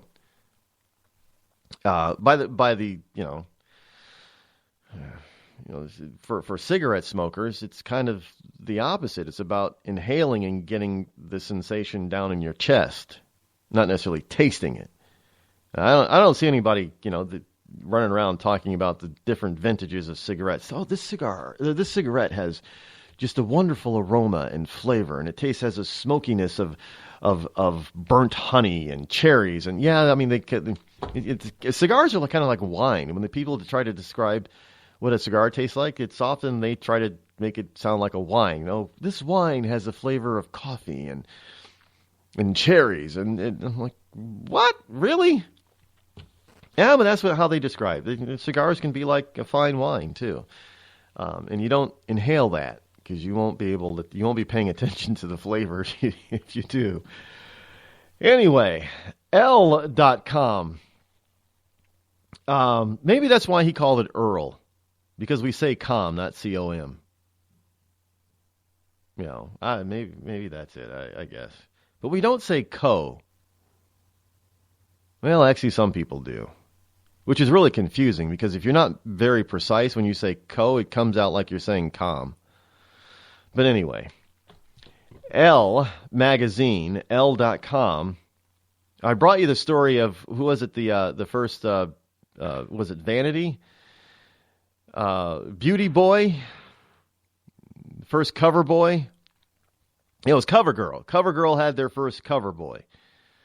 And, he was, I could tell by the picture he was going to be a sweetie. And then I went and saw his video, and yes, he was a sweetie. Oh my God, I can't believe it. I'm going to be on CoverGirl. I'm the first cover boy ever. To be the first cover boy ever is so great. Yeah, I turned that off pretty damn quick. But yeah, he's a sweetie. Now, I didn't make the mistake of trying to figure out who this kid is, though. Maybelline debuts its first ever male ambassador, Manny Gutierrez, depending on where you want to put the emphasis or emphasis on. So, as we already know and I reported on, back in October, CoverGirl welcomed this kid named James Charles. He was underage, by the way. I think he's only 16 or 17 years old. And they put this kid on their cover. But anyway, I guess he's a makeup artist. But they found Maybelline, or Maybelline went out and found their own beauty boy. And I guess Manny is also a YouTube sensation or YouTube star or what have you. But it is the most ridiculous thing I've ever seen. Full makeup with a little bit of scruffy facial hair. I told you that they have these. They're already marketing to men out there. You know, men. There's men cosmetics. Well, it's male makeup in the men aisle in some stores now. I wish I was making this stuff up, but I can't, folks. I just can't make I would not even want to make this up. This is going too far. Way too far. He doesn't even look like a boy. Well, or male, whatever. He doesn't. And frankly, if it wasn't for the little bit of facial hair, and frankly, I think there are some women out there that probably have more facial hair than this kid does. But in any case, you definitely wouldn't. If he didn't have that, you wouldn't have known that he was a boy. And that's probably because lesbians also have these short cropped haircuts too. But Elle has a beauty boy now. I guess that's a thing. Beauty boy is a real thing. You're listening to the Rod Eccles Show, the coolest, most politically incorrect, conservative black man on the planet. Tired of paying outrageous prices for Viagra? Well, we have great news for you. Now you can finally get Viagra at huge discounts. Healthy Man allows you to save up to $500 on Viagra. Why pay U.S. pharmacy prices of $15 per pill or more when you can get Viagra for less than $3 a pill? Call today and get 40 Viagra pills for only $99. This can cost as much as $600 at your local pharmacy. You can't afford not to call us. If you want Viagra at the lowest prices, never pay $15 a pill pharmacy prices again. Get Viagra for less than $3 a pill. Call 800-595-2614 today and save up to $500 and get 40 pills for just $99. Healthy Man is fast, easy, and affordable. Operators are waiting at 595-2614 to take your call now. Call 800-595-2614. That's 800-595-2614. Again, 800-595-2614. It started with a knock, but it wouldn't end there. What happens in the story next, many wouldn't understand, and most wouldn't believe. 5 + 2 = Perfection by Samuel Rosette Jr. is a must-read. The scriptures within are reminders of the ancient past, and yet intriguingly infuses with texts which stand on the edge of the stage of relevancy. Available online at Westbow Press, Amazon, Books A Million, Barnes & Noble, and SamuelRosetteJr.com. We've all heard of male enhancement, but now there's an expert on true male enhancement in the areas that really count. In Herb Ellis's book, Husband 2.0, Real Male Enhancement, you'll find answers to questions like, why doesn't she want to have sex? A quick start, quick results workout guide, plus what you can do as a side hustle to make money now. With all the great tips in this book, every man can benefit. Get the book, Husband 2.0, Real Male Enhancement, on Amazon.com. You know, a couple of weeks ago, a long-haired young person came into our bank and said to me, I bet you won't lend me money to buy an electric guitar. Well, he was making $100 a week, and he was over 18, and I said, I bet you I will lend you money to buy an electric guitar. And I did. So what happens? The punk gets busted for possession of dangerous drugs, and we're out $350. There's one thing about kids nowadays. You don't have to give them credit. Universal Bank. We trust you. About as far as we can throw you.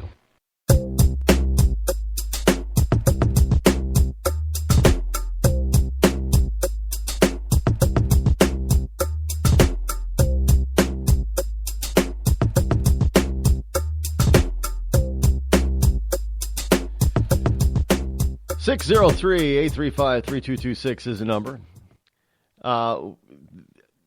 Donald, I can't wait to be able to call him the President Donald. But Donald is actually doing something that is in the realm of pop culture. Trump is going to meet with, this is from Politico, and this is how they have it titled, Trump to meet with rival Graydon Carter on Friday. So later today, Trump is meeting with Graydon Carter. Now, Graydon Carter, in case you don't know, is the editor of Vanity Fair, and he called Trump a short-fingered vulgarian. And Vanity Fair also is run by or one of Graydon Carter's top employees, if you will, for a very long time, is Anna Wintour. And yes, that's how you pronounce her. I watched a CNBC thing on her, and it's not Winter, it's Wintour, and that's how it's actually spelled, Wintour. She is the model for Mel Streep's character in The Devil Wears Prada. And everybody who's anybody who saw the movie say that was Anna to a T. That she never raises her voice. She never seems to get overly upset about anything. And quite frankly, she's always had this short crop bob of a haircut. They go back to the 80s with her, and she's got the same haircut that she has today. Well, I mean, if you like something, it's fine. But this woman just looks mean. I don't think she has to get upset. I don't think she has to yell. She just probably gives you an evil face, and that's it. But anyway, so Trump is going to meet with Graydon Carter, the boss over there at the Vanity Fair group of publications. And he's also meeting at the same time with Vogue editor-in-chief, Anna Wintour. That's who she is. She's with Vogue. When is Vogue going to get their beauty boy? I'm just not a fan of this movement. I don't know what this is or why this is or how this came to be, but this is this might be an import from South Korea. Well, no, not really. South Korea has this thing that they call, which is similar to to these beauty boys, but not quite as bad. They're called flower boys. Now, the reason why they're called flower boys is because, the females of South Korea, the young ones, the millennials, they say that these boys are pretty as flowers. And frankly, when you get to some of these Asian males, they are kind of They're not handsome. They're pretty. They're not wearing makeup. They're just naturally that way. And so they've all the K-pop bands and that kind of stuff are filled with these flower boys. But they're not wearing a whole hell of a lot of makeup. Not like America's beauty boys. And is this an American thing? Is anybody else in Europe? Are they going through this? I know there's some people are saying, well, why does that bug you, Rod? Well, it bugs me because it's an affront and an assault on masculinity. And we've got all these colleges out there, starting these anti-masculinity classes and courses and seminars, and all of a sudden we get all these beauty boys are being put on female magazines. That's why it bugs me. It's an affront to males and masculinity. And I don't see any other country doing that. Just thought I'd point that out.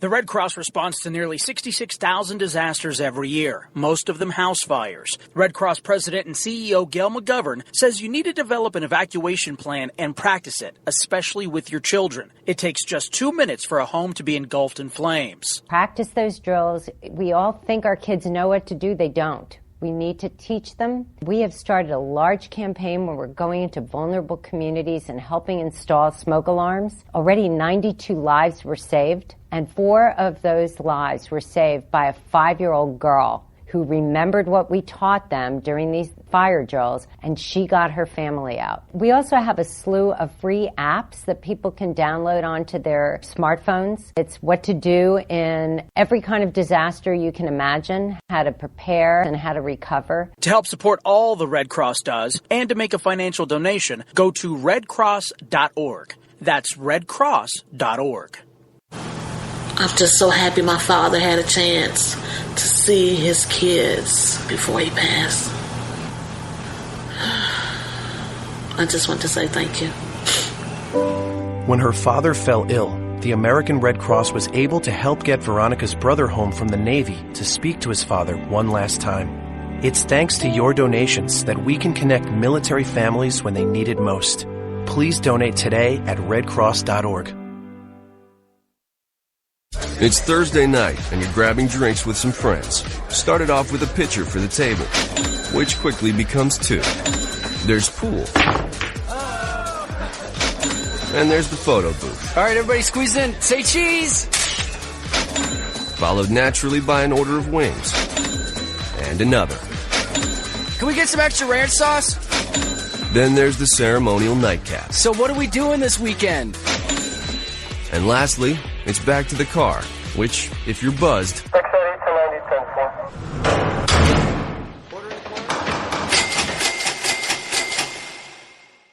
could be the most expensive night of your life.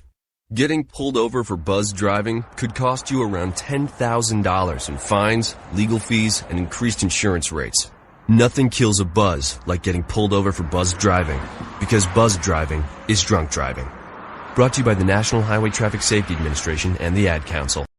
Every day, the men and women of the United States Marine Corps demonstrate their commitment to defend the American way of life. Since 1775, we have served our nation as a force in readiness. From combat operations to humanitarian assistance in every corner of the world. No matter where the mission takes us today, or wherever our country needs us tomorrow, we always remember the land we call home. As Marines, we take a stand for each other, for our nation, for us all. The few, the proud, the Marines.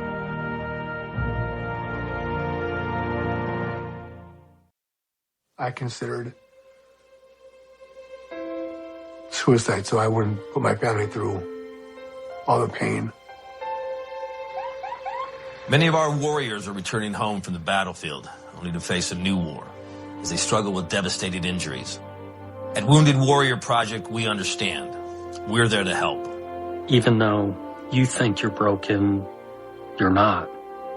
It's the physical and the emotional healing that Wounded Warrior Project provides. With a gift of just $19 a month, you can join Wounded Warrior Project. You'll help provide critically needed programs and services that rebuild lives. Beautiful. There you go, buddy. The ongoing needs of our wounded and their families will continue for many years to come. Now is the time to show your support. Call now or go online with your gift of just $19 a month, and we'll send you this Wounded Warrior Project blanket. It made me feel that there's people out there that care about us. After this event, we can finally maybe start to heal as a family and move forward. We need your help. The families are hurting.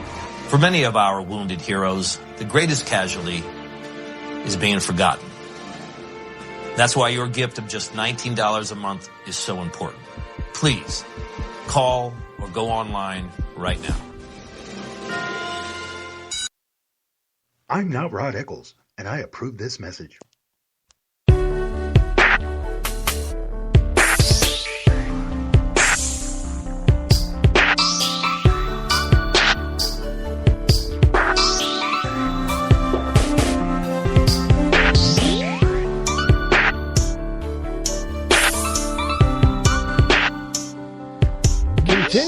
Continuing with the good old pop culture news a little bit here.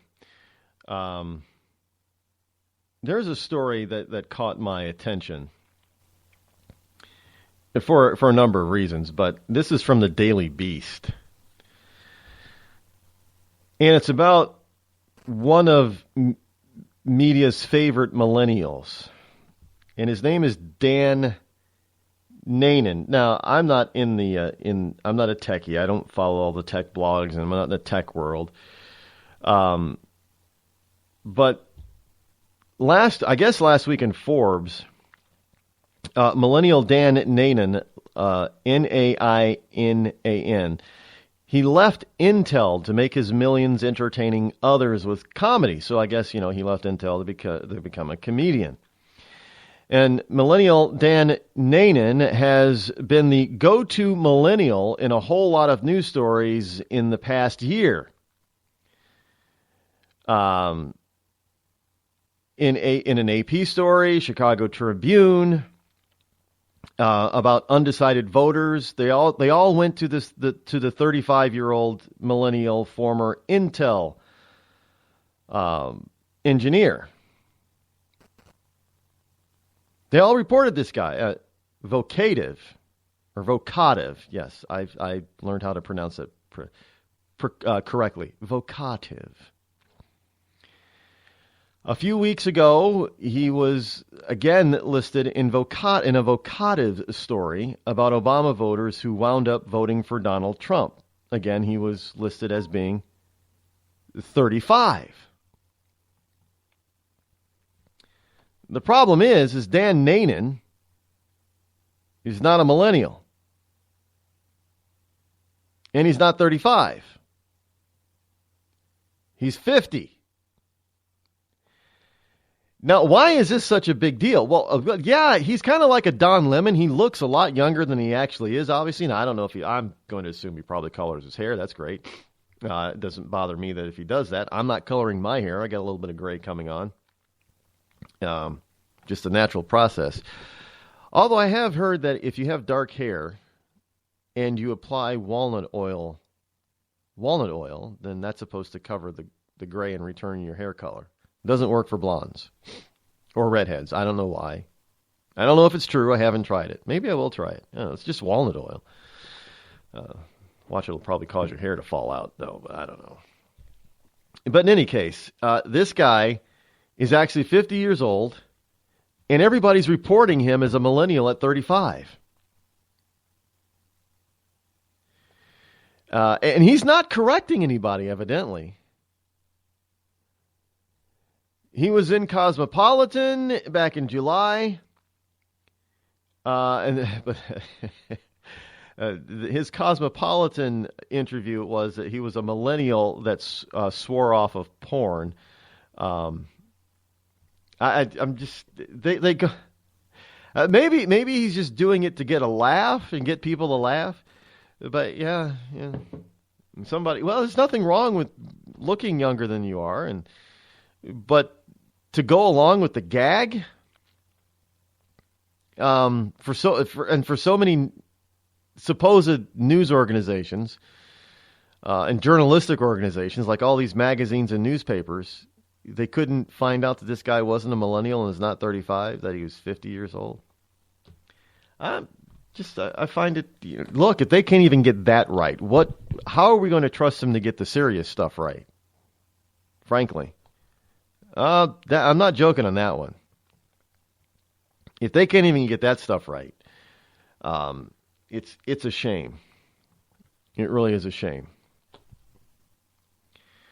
There is some, shifting gears a little bit here, there is some sad economic news amongst all the Trump, wonderful Trump-style economic news. And that is, even though Trump is going to be president in a few days, we still have to deal with the current president and the economic mess that he has left. Now, to be fair, it's not all Obama's fault in this case. But understand that the liberal left had a huge hand in what is currently happening. Sears is closing 150 of its Kmart and Sears stores. Closing 150 stores.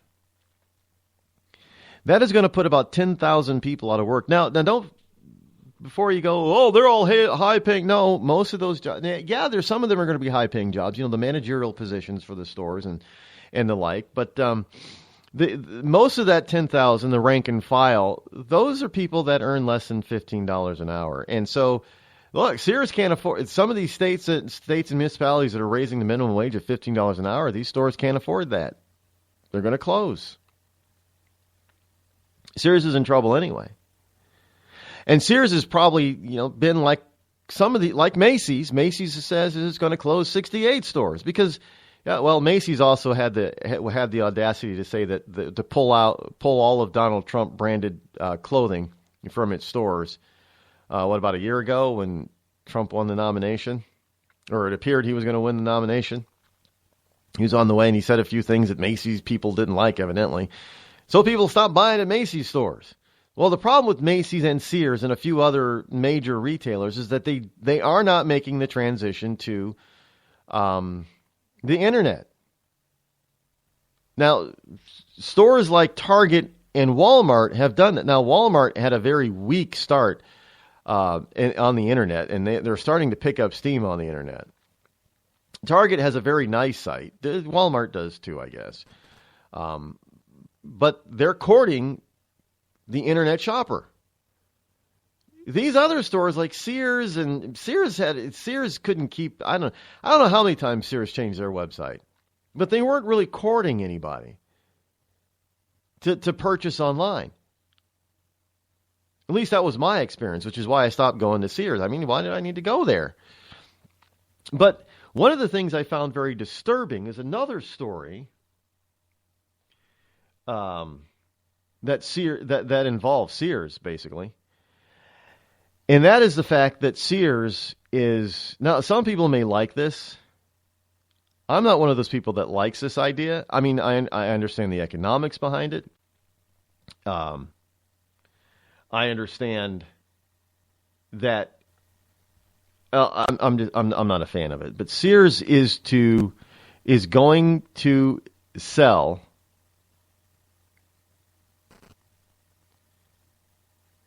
It's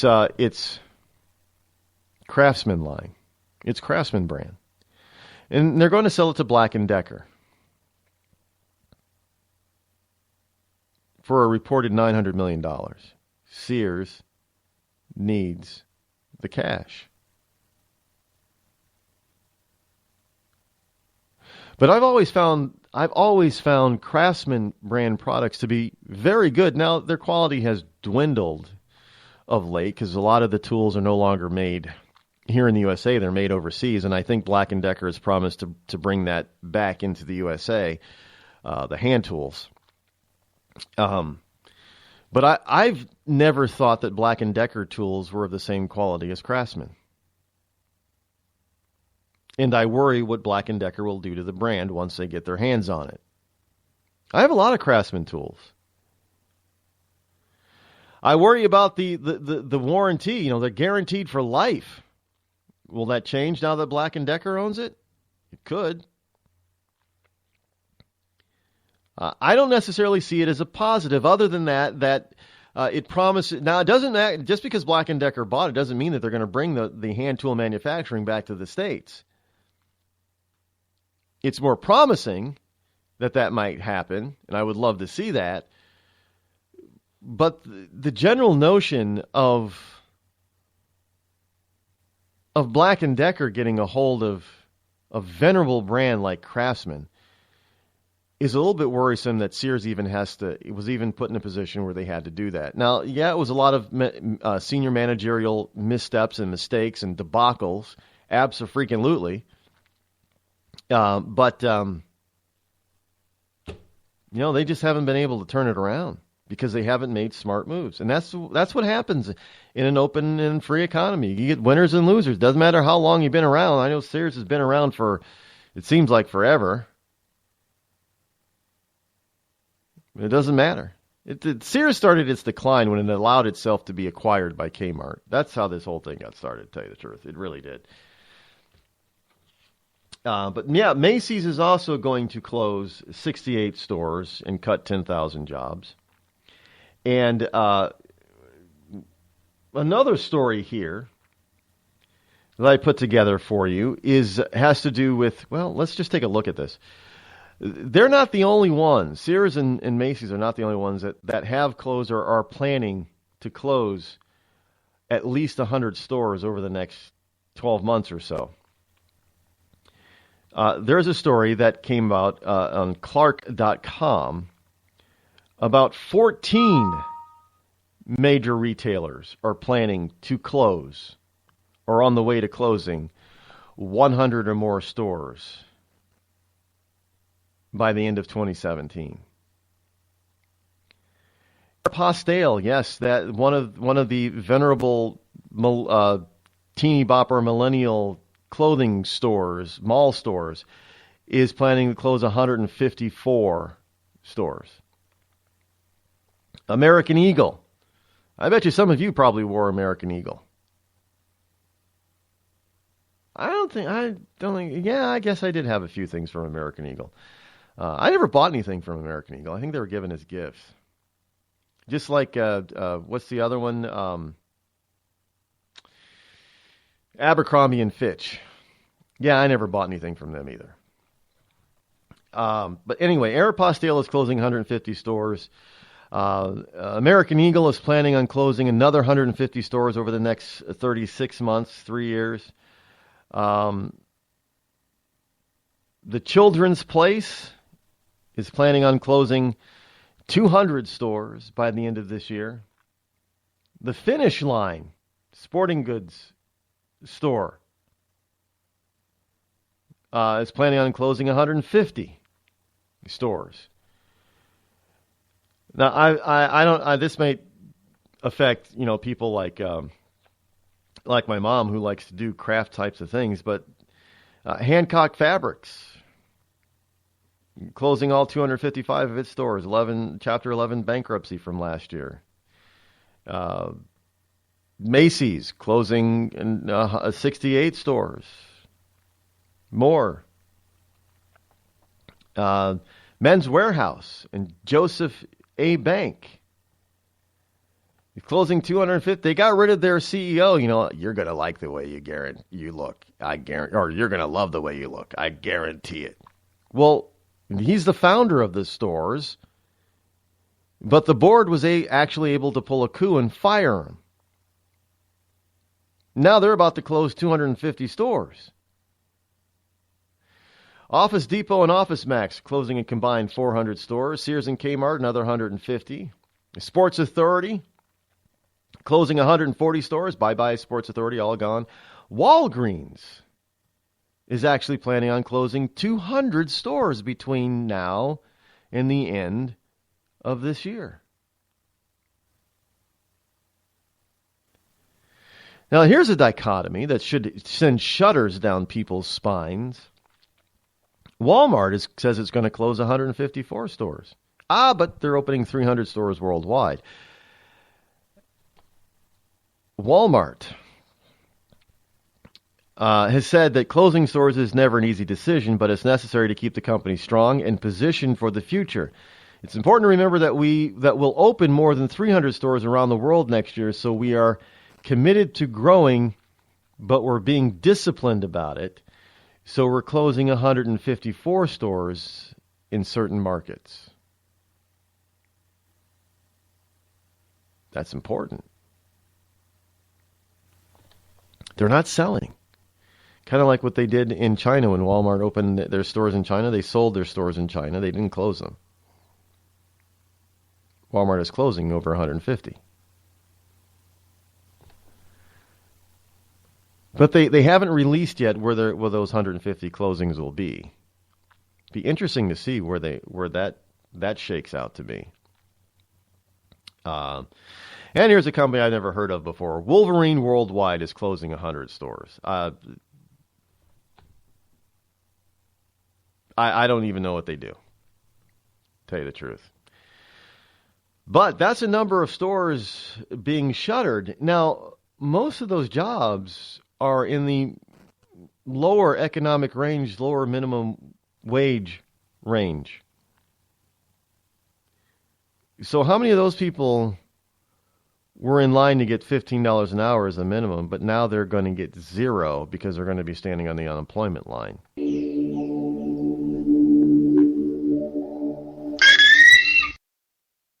Tired of paying outrageous prices for Viagra? Well, we have great news for you. Now you can finally get Viagra at huge discounts. Healthy Man allows you to save up to $500 on Viagra. Why pay U.S. pharmacy prices of $15 per pill or more when you can get Viagra for less than $3 a pill? Call today and get 40 Viagra pills for only $99. This can cost as much as $600 at your local pharmacy. You can't afford not to call us. If you want Viagra at the lowest prices, never pay $15 a pill pharmacy prices again. Get Viagra for less than $3 a pill. Call 800-595-2614 today and save up to $500 and get 40 pills for just $99. Healthy Man is fast, easy, and affordable. Operators are waiting at 595-2614 to take your call now. Call 800-595-2614. That's 800-595-2614. Again, 800-595-2614. It started with a knock, but it wouldn't end there. What happens in the story next, many wouldn't understand, and most wouldn't believe. 5 + 2 = Perfection by Samuel Rosette Jr. is a must-read. The scriptures within are reminders of the ancient past, and yet intriguingly infuses with texts which stand on the edge of the stage of relevancy. Available online at Westbow Press, Amazon, Books A Million, Barnes & Noble, and SamuelRosetteJr.com. We've all heard of male enhancement, but now there's an expert on true male enhancement in the areas that really count. In Herb Ellis's book, Husband 2.0, Real Male Enhancement, you'll find answers to questions like, why doesn't she want to have sex? A quick start, quick results workout guide, plus what you can do as a side hustle to make money now. With all the great tips in this book, every man can benefit. Get the book, Husband 2.0, Real Male Enhancement, on Amazon.com. You know, a couple of weeks ago, a long-haired young person came into our bank and said to me, I bet you won't lend me money to buy an electric guitar. Well, he was making $100 a week, and he was over 18, and I said, I bet you I will lend you money to buy an electric guitar. And I did. So what happens? The punk gets busted for possession of dangerous drugs, and we're out $350. There's one thing about kids nowadays. You don't have to give them credit. Universal Bank. We trust you. About as far as we can throw you.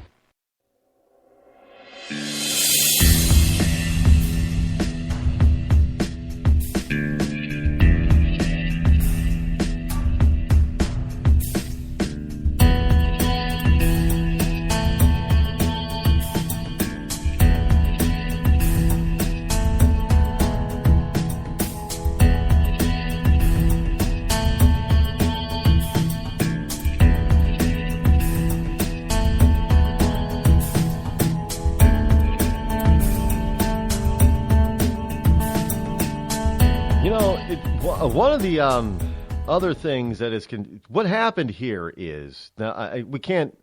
Let's be fair. We can't blame all this this economic trouble for these stores, for these retail outlets on the Obama economy. Yes, some of it is the liberal economy is to blame for it, but a lot of it actually, when you dig down into the stories of some of these companies, it really is all about them making business mistakes. Lots of big missteps. They gambled on consumer trends going in one direction, and it didn't go in the direction that they gambled it was going to go. Or they didn't keep up with consumer trends or demands or changes. Sears and Kmart they didn't keep up with it.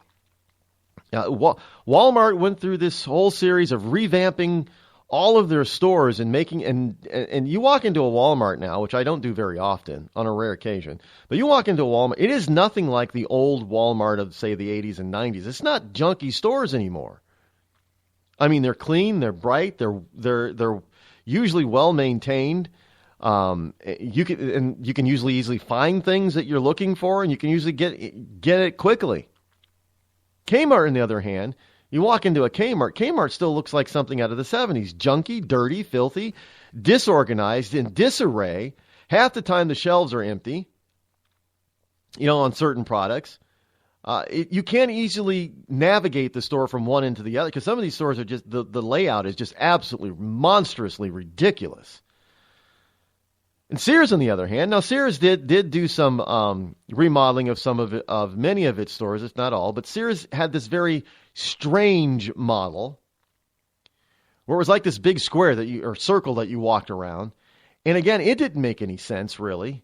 There was one Sears store that I went into. You'd expect, the hardware and craftsman department to be probably somewhere near automotive section, especially if they have, an automotive department where they do repairs. No, it was on the opposite side of the store. Who does that? Really? It was just, it's awkwardly laid out. Nothing flowed. Their websites, I've seen at least two of their websites, and I stopped going to them. They were hard to navigate, hard to understand. They didn't direct you to buy anything. So, yeah, they just lost out on that stuff. It was that has nothing to do with the economy, but has everything to do with the business leadership of those companies just being plain stupid.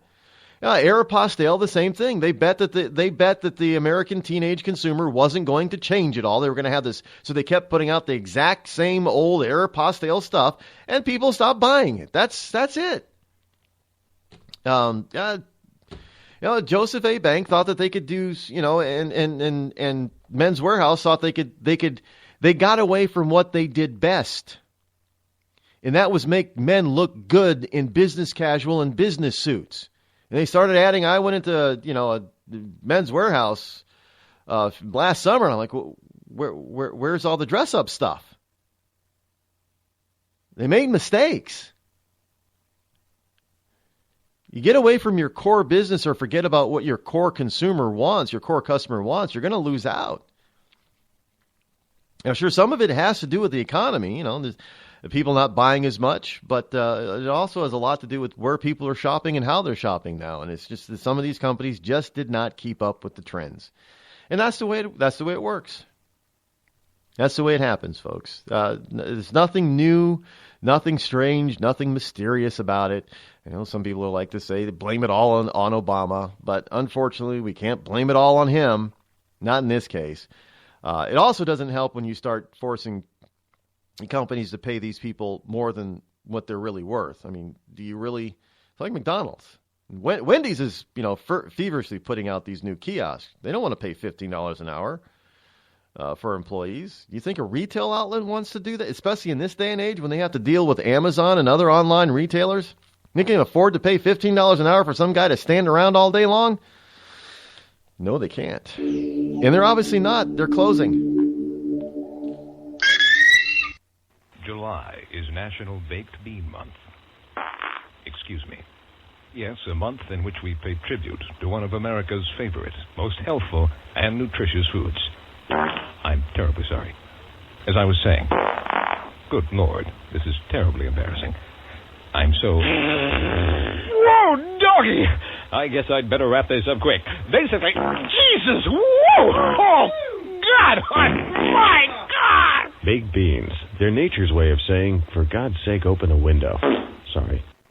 The following program is recommended for mature individuals and may contain material unsuitable for morons, cretins, and dishwipes. If you are a moron or a member of the PTL Club, please turn off your radio, because we don't need any more stupid, narrow-minded, pencil-neck geeks who wouldn't know the First Amendment if it came up and bit them on the butt. Thank you. The Red Cross responds to nearly 66,000 disasters every year, most of them house fires. Red Cross President and CEO Gail McGovern says you need to develop an evacuation plan and practice it, especially with your children. It takes just 2 minutes for a home to be engulfed in flames. Practice those drills. We all think our kids know what to do. They don't. We need to teach them. We have started a large campaign where we're going into vulnerable communities and helping install smoke alarms. Already 92 lives were saved, and 4 of those lives were saved by a 5-year-old girl who remembered what we taught them during these fire drills, and she got her family out. We also have a slew of free apps that people can download onto their smartphones. It's what to do in every kind of disaster you can imagine, how to prepare and how to recover. To help support all the Red Cross does and to make a financial donation, go to redcross.org. That's redcross.org. Every day, the men and women of the United States Marine Corps demonstrate their commitment to defend the American way of life. Since 1775, we have served our nation as a force in readiness. From combat operations to humanitarian assistance in every corner of the world. No matter where the mission takes us today, or wherever our country needs us tomorrow, we always remember the land we call home. As Marines, we take a stand for each other, for our nation, for us all. The few, the proud, the Marines. The following letters were written by our troops.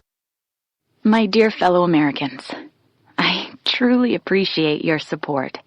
I was starting to wonder if people had forgotten about us over here, but then one of my buddies showed me this website, and now as tears are streaming down my face, I can see for sure that you haven't. Private Emily B., U.S. Army. It's so heartwarming to see the American people not letting the men and women of the armed forces be forgotten. Your letters make a group of grown men, battle-hardened and gruff, act like a bunch of kids around a Christmas tree. Thanks. Staff Sergeant Matthew H., U.S. Army. Your support may be the most important thing our troops can carry with them. But don't take our word for it. Take theirs. To show your support, visit americasupportsyou.mil. Brought to you by the U.S. Department of Defense and the Ad Council. On the battlefield, there's a saying America's military men and women live by. Never leave a fallen warrior behind.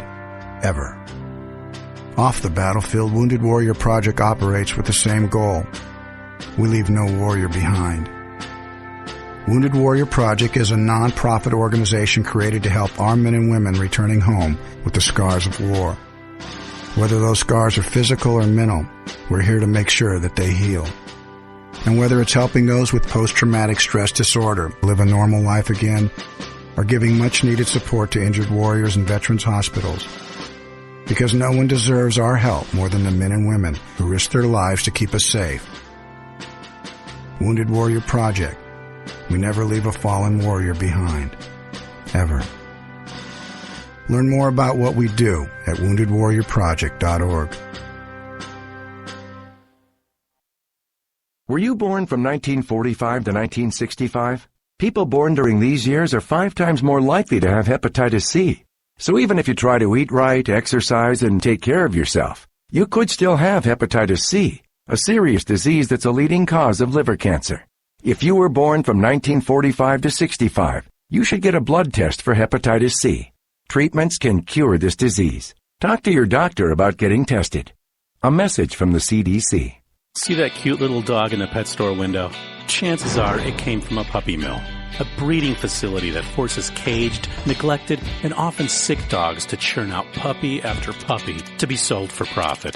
Meanwhile, millions of wonderful, healthy pets end up in animal shelters. This leads to the killing of more than 9,000 by the end of today. But with one simple choice, you can help, just by deciding to adopt instead of purchase your next pet. Animal shelters are full of amazing pets looking for a home. When you adopt your new best friend, not only are you saving a life, you're taking a stand against puppy mills. When your friends see the smart choice and impact you've made, they adopt their next pet and share with 5 of their friends, who share with 5 more. Before long, thousands get involved. Pet stores stop selling dogs from puppy mills, and even more lives are saved. And with your help, we can save them all. Visit bestfriends.org/puppymills to learn more. Thousands of families affected by disasters, like the recent wildfires, urgently need support. You can help the American Red Cross provide warm meals, shelter, and hope to families when they need it most. Please donate today to Red Cross Disaster Relief to help people affected by disasters, big and small. Go to redcross.org or call 1-800-RED-CROSS today. Your support is critical. We can't do it without you. You want to know what time it is? It's time to bring the rain. Zinc Media. Feel the power of knowledge.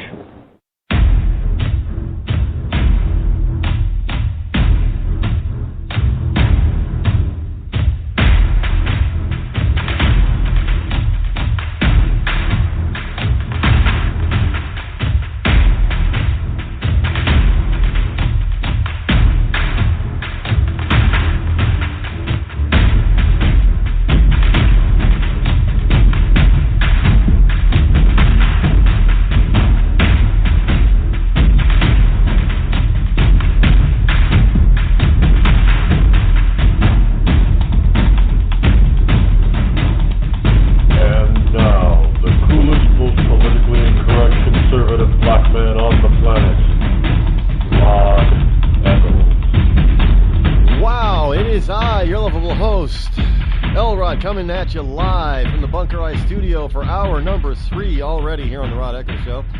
Yes, we're coming at you on this Friday. Welcome to Freedom Friday. January number 6 in the year of our Lord 2017. The call-in number this Freedom Friday is 603-835-3226. It is a balmy 27 degrees outside here in the wonderful south central part of the Granite State, where we did have a light snowfall, a little bit of a dusting going on. I guess we're expecting a little bit more snow. Boston is getting some snow at the moment, I do believe. But we're not expected to get the, 10 to 15 feet of snow that they were expecting out there. It's going to be good skiing in Northern California this month. I'm telling you now, if you go, if you ski out that way, it's going to be, as it always is, good skiing. So, in any case, as we get down to the wire here, got some military news stuff for you.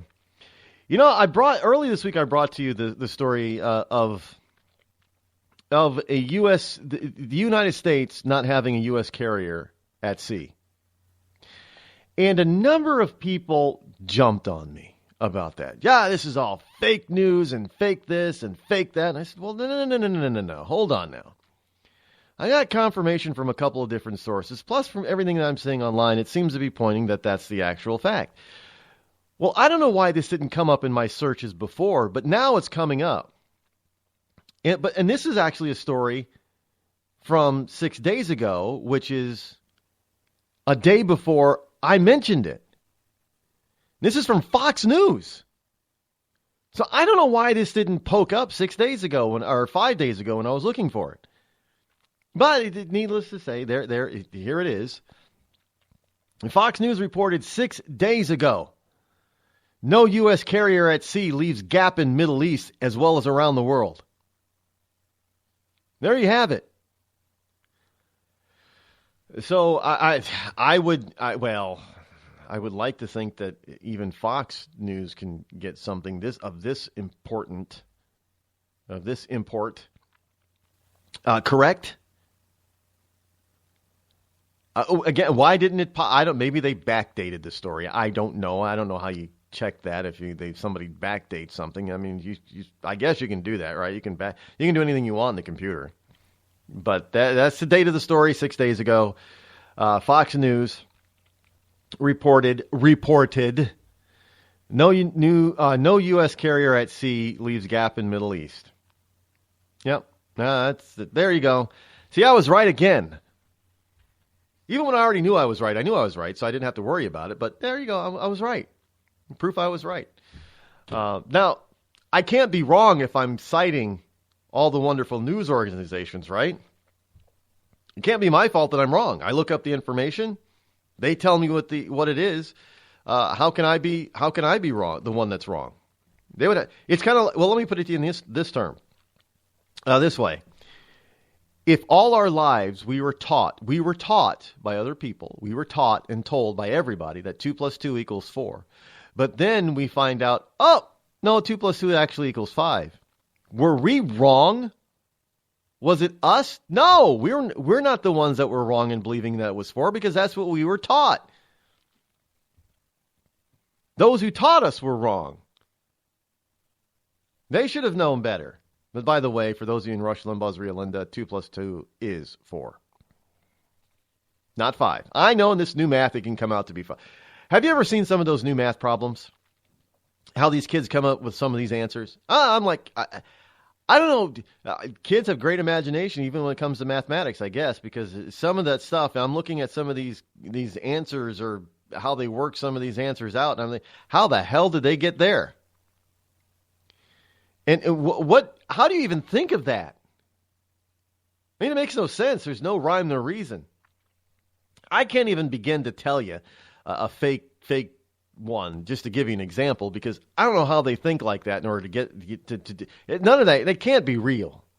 It just can't be real how they figure some of this new math, how they figure, it doesn't matter how you get the right answer as long as you get the right answer. I don't know how they get there. I don't. I see some of this stuff and I scratch my head and I'm thinking, how is this possible?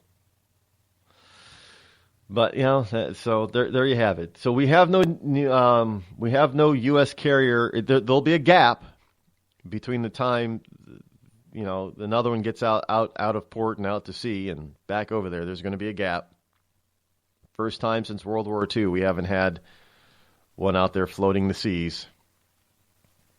But yeah, that's what's happening, folks. And 2 + 2 is still 4. Unless you're doing math and somehow 5 is going to be your correct answer. I don't know how, but it will be. Any case, this just in. Well, I'll get to that in just a second. Let me finish covering this military stuff for you. The United States Marine Corps is proud to announce that 3 women have become the first females in the U.S. Marines in Ground Infantry Unit. Yes, Camp Lejeune, for the first time, the Marine Corps has put 3 enlisted female Marines in a ground combat unit, once open only to men. Everybody's all proud of that. They will serve as a rifleman. Are they going to change the name of that to riflewoman? They will serve as a rifleman, a machine gunner, and a mortar Marine. So said First Lieutenant John McComb, spokesman for the 2nd Marine Expeditionary Force at Camp Lejeune. And they report Thursday,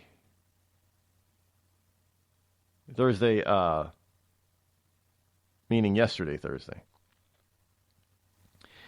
They report Thursday to the 1st Battalion, 8th Marine Regiment, which has had 3 female officers in its ranks for several months to help integrate the enlisted females into the unit. The women's names and rank were not released. This process ensures the Marine Corps will adhere to its standards and will continue its emphasis on combat readiness. Well, yeah, a woman can shoot a gun just as well as a man can. I'm not going to deny that, but do they have the strength to sit it out in a long, drawn-out ground fight? Well, I guess if they actually get deployed, we're going to find out.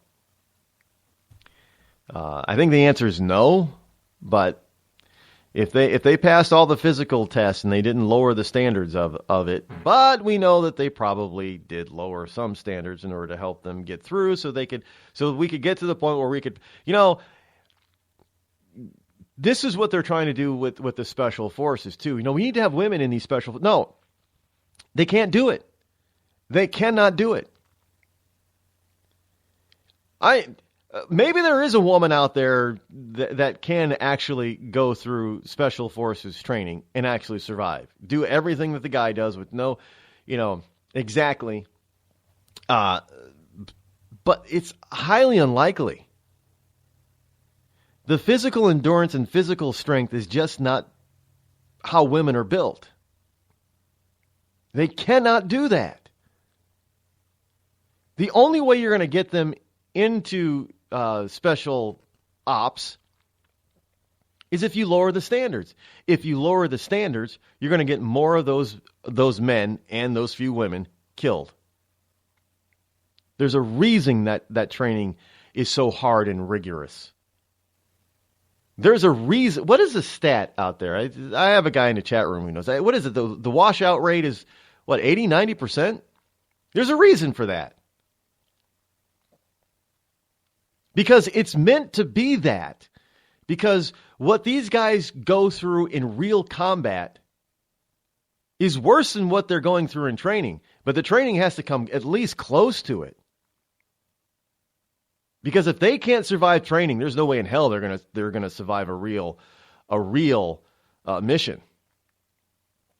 And so these women are going to have to, hopefully they'll be able to prove out that they can handle a real ground battle mission if they ever get deployed. And they can hold up and people won't die because they're there. I mean, that's just stupid. It's just dumb to do something in order to make people feel better. Oh, isn't it wonderful? We now have female grunt soldiers, grunt Marines on the ground. That's just no, it's not great if they can't handle it. People are going to die. This is not a touchy-feely game when it comes to the military. Military is no place for social experimentation. It's just not. Every single person in the military has to depend on that other person standing next to them in the military, so taking care of their back, so everybody comes home alive. And if you're the weak link or you're the chink in that armor, well, there's a lot of people that are going to die, including you, the weak link or the chink. That's proven over and over again throughout history. There is no room for social experimentation or political correctness in any military, anywhere, at any time. And any brass that stands for that and allows that without putting up a fight needs to be replaced post-haste.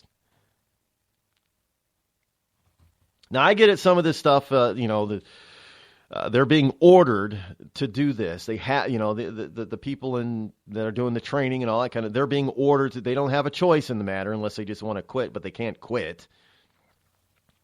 It's not like civilian where you can just say, well, I'm not going to come in anymore. I quit. No, it doesn't work in the military. You sign up, they hold you to that contract, or you go to the military version of jail, and you're not going to like that. Just saying. But we're doing all of this, trying to change and mold our military to what civilian life is. It's not 95% is a washout rate. 95%. But we're supposed to change the rules so we can get women in these things? No, we can't keep changing the rules, folks.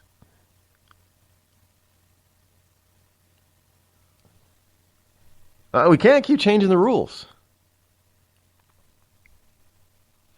It's just not, when you change these kinds of rules, people die. What are you gonna say at their funeral? Oh, yes, they were a great person, wonderful person, great soldier, but hey, we got them to be able to be there, right? Because we got the rules changed. And we can all feel good about that, right? Yeah. No. You can't change the military that way. Well, evidently they are trying to change it that way, and it's starting to see, and it's only going to mean death and destruction. The U.S. Army, here's the story here. U.S. Army eases rules on beards and turbans.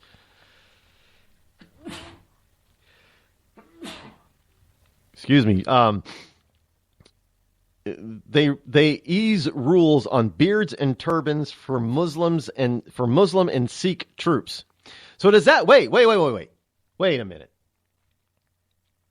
Does that mean that Christian and Jewish and atheist and Wiccan soldiers don't get to wear beards or turbans or any other headgear? Does a Jewish soldier get to wear a yarmulke? Instead of the issued, the standard issue headgear, they're going to be able to wear turbans. Have you not seen this in some of the police departments? I think New York City has a few Sikh police officers that wear turbans, not hats. But they're police turbans. Now we got police turbans. I'm not making this stuff up, folks. I know I know I always have to keep reminding you that because some people think I make half this stuff up. I'm not making any of this up. And what's with the beards? How are you going to go through like gas training where you got to put on a full face mask in order to protect yourself and stay alive? You can't have a beard. It doesn't work. The mask doesn't work with a beard. Well, I guess maybe they'll just be cooks. And then if they're just cooks, then somebody's going to scream racism on that.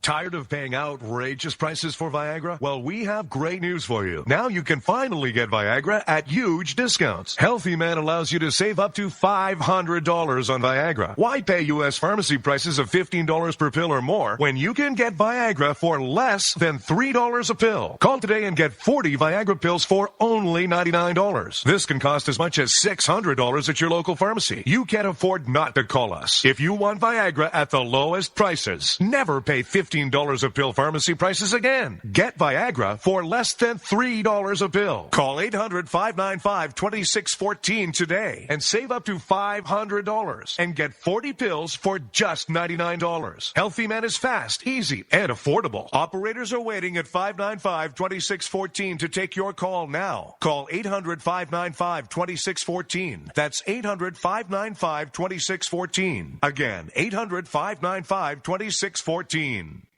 It started with a knock, but it wouldn't end there. What happens in the story next, many wouldn't understand, and most wouldn't believe. 5 + 2 = Perfection by Samuel Rosette Jr. is a must-read. The scriptures within are reminders of the ancient past, and yet intriguingly infuses with texts which stand on the edge of the stage of relevancy. Available online at Westbow Press, Amazon, Books A Million, Barnes & Noble, and SamuelRosetteJr.com.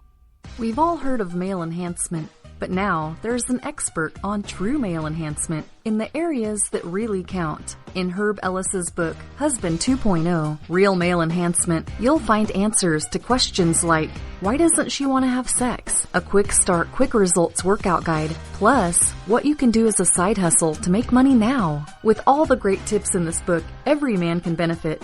Get the book, Husband 2.0, Real Male Enhancement, on Amazon.com. You know, a couple of weeks ago, a long-haired young person came into our bank and said to me, I bet you won't lend me money to buy an electric guitar.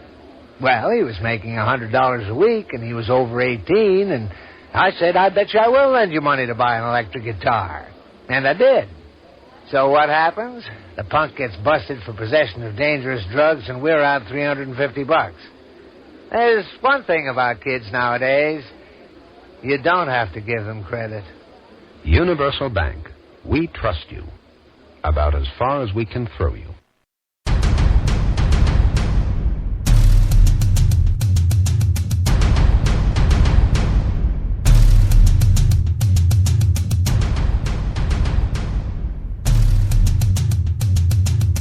The whole thing with changing the military in order to fit some sort of social norm is the only thing that's going to serve to do is weaken our military and increase the number of bodies coming home in a body bag. That's the only thing it's not going to, make this country better. It's not going to show how fair and non-racist that we are and how far we've come. No, not at all. There are specific reasons, and this is not something that has just come up in this century or, the last century. Military tactics and military warfare and military training has been developed and has evolved over the centuries. I mean, sure, back in the very first days of man's wars, they were just clan versus clan, and it was just, every person for himself. There was no rhyme, no reason. You just met out in the middle of a battlefield somewhere, and whoever was stronger, you hacked each other to death, and that was it.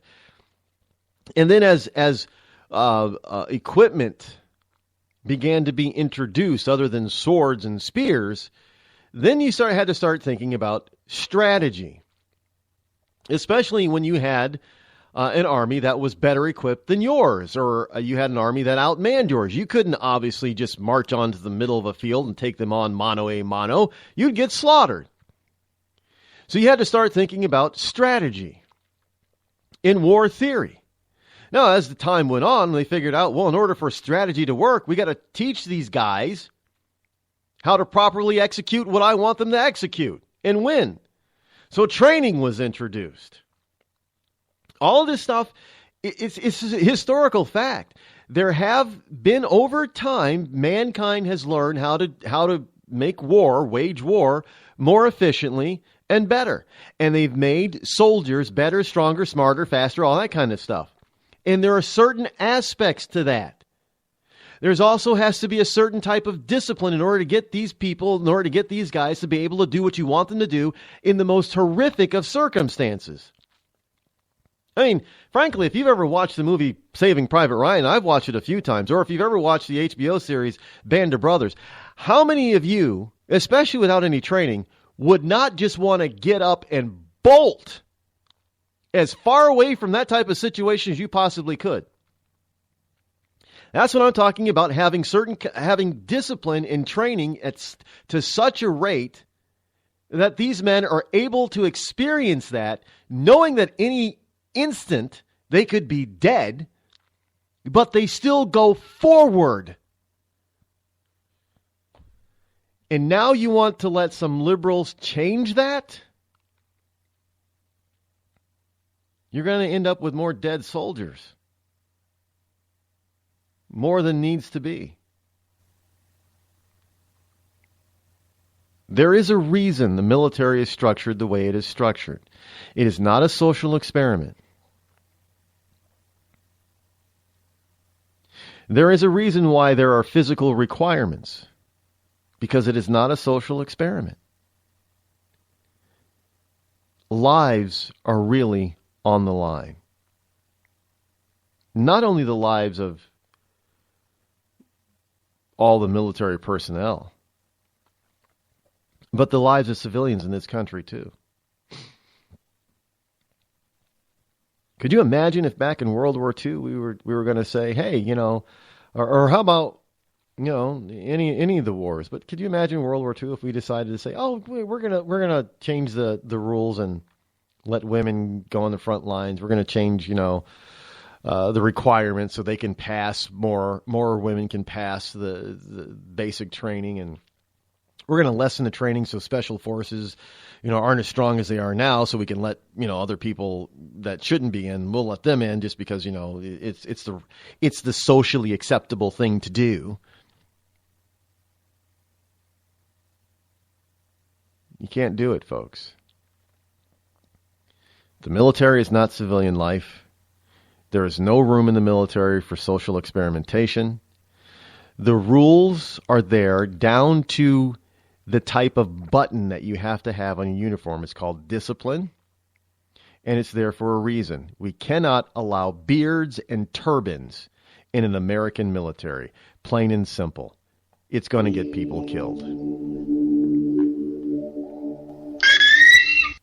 The Red Cross responds to nearly 66,000 disasters every year, most of them house fires. Red Cross President and CEO Gail McGovern says you need to develop an evacuation plan and practice it, especially with your children. It takes just 2 minutes for a home to be engulfed in flames. Practice those drills. We all think our kids know what to do. They don't. We need to teach them. We have started a large campaign where we're going into vulnerable communities and helping install smoke alarms. Already 92 lives were saved, and 4 of those lives were saved by a 5-year-old girl who remembered what we taught them during these fire drills, and she got her family out. We also have a slew of free apps that people can download onto their smartphones. It's what to do in every kind of disaster you can imagine, how to prepare and how to recover. To help support all the Red Cross does and to make a financial donation, go to redcross.org. That's redcross.org.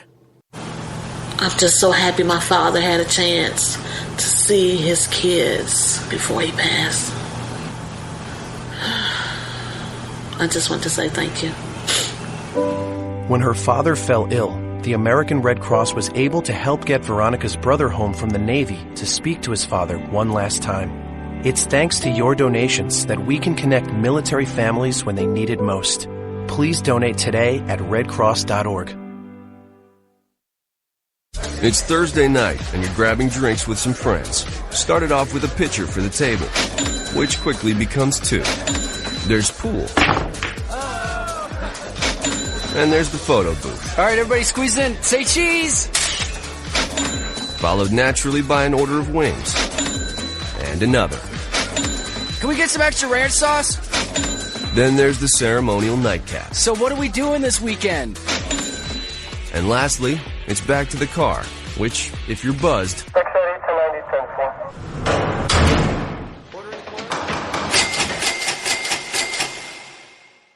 could be the most expensive night of your life. Getting pulled over for buzz driving could cost you around $10,000 in fines, legal fees, and increased insurance rates. Nothing kills a buzz like getting pulled over for buzz driving, because buzz driving is drunk driving. Brought to you by the National Highway Traffic Safety Administration and the Ad Council.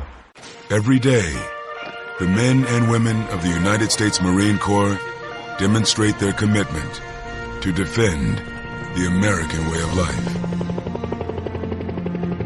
Since 1775, we have served our nation as a force in readiness. From combat operations to humanitarian assistance in every corner of the world. No matter where the mission takes us today, or wherever our country needs us tomorrow, we always remember the land we call home. As Marines, we take a stand for each other, for our nation, for us all.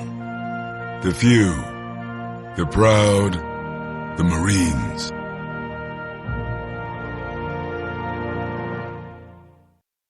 I considered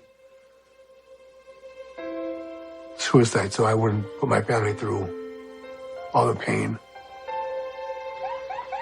Many of our warriors are returning home from the battlefield, only to face a new war as they struggle with devastating injuries. At Wounded Warrior Project, we understand. We're there to help. Even though you think you're broken, you're not. It's the physical and the emotional healing that Wounded Warrior Project provides. With a gift of just $19 a month, you can join Wounded Warrior Project. You'll help provide critically needed programs and services that rebuild lives. Beautiful. There you go, buddy. The ongoing needs of our wounded and their families will continue for many years to come. Now is the time to show your support. Call now or go online with your gift of just $19 a month and we'll send you this Wounded Warrior Project blanket. It made me feel that there's people out there that care about us. After this event, we can finally maybe start to heal as a family and move forward. We need your help. The families are hurting. For many of our wounded heroes, the greatest casualty is being forgotten. That's why your gift of just $19 a month is so important. Please call or go online right now. Bring the rain.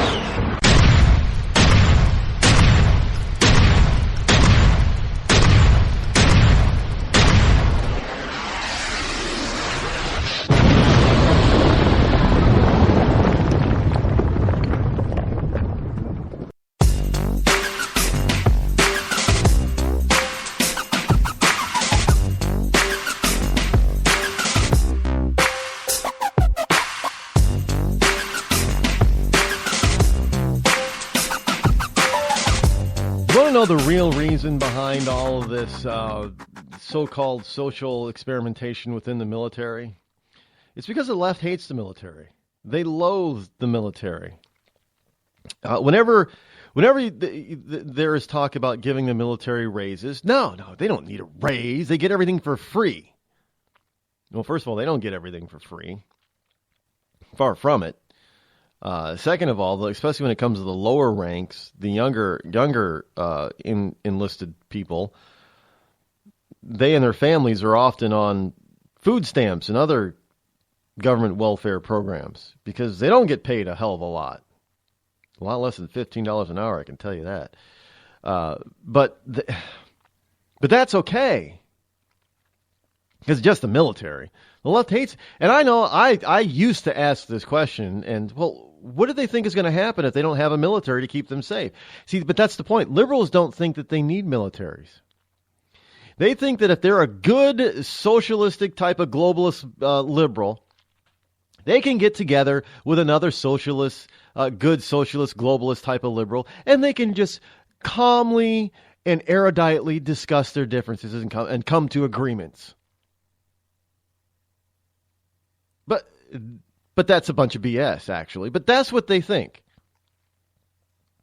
Military is only getting in their way of globalization and having all these elitist, erudite people, going to these different wonderful places like the UN in New York and Brussels and all these other fabulous and wonderful places around the globe, just sitting down and having a wonderful talk for 15 minutes, and then just ripping off their own public with the tax dollars by their overinflated salaries. Yeah, they think that's all it's going to take. It's just jet-setting around the world, just talking to one another. That nobody ever needs to take action anymore in the military. I mean, war is just so passé. It's so old school. It's over and done with. Nobody wants war anymore. We're not going to go to war. We're not going to who needs guns? Military needs to get rid of guns. We need to ban guns in military. I'm surprised somebody hasn't brought that up to a new Geneva Convention. I'm surprised some liberal, maybe they already have. I'm just surprised some liberal hasn't decided we're going to have a new Geneva Convention on war. No more guns. Because guns are just bad. They're evil. No more guns. I guess they're going to expect soldiers to knife each other to death, right? Hey, social experimentation is done because they don't like the military. They think the military is getting away with quote-unquote murder because they get everything for free. The reality is that the stupid diplomatic corps gets more, earns more, lives better than just about anybody in the military. And that's not hype. That's a fact. You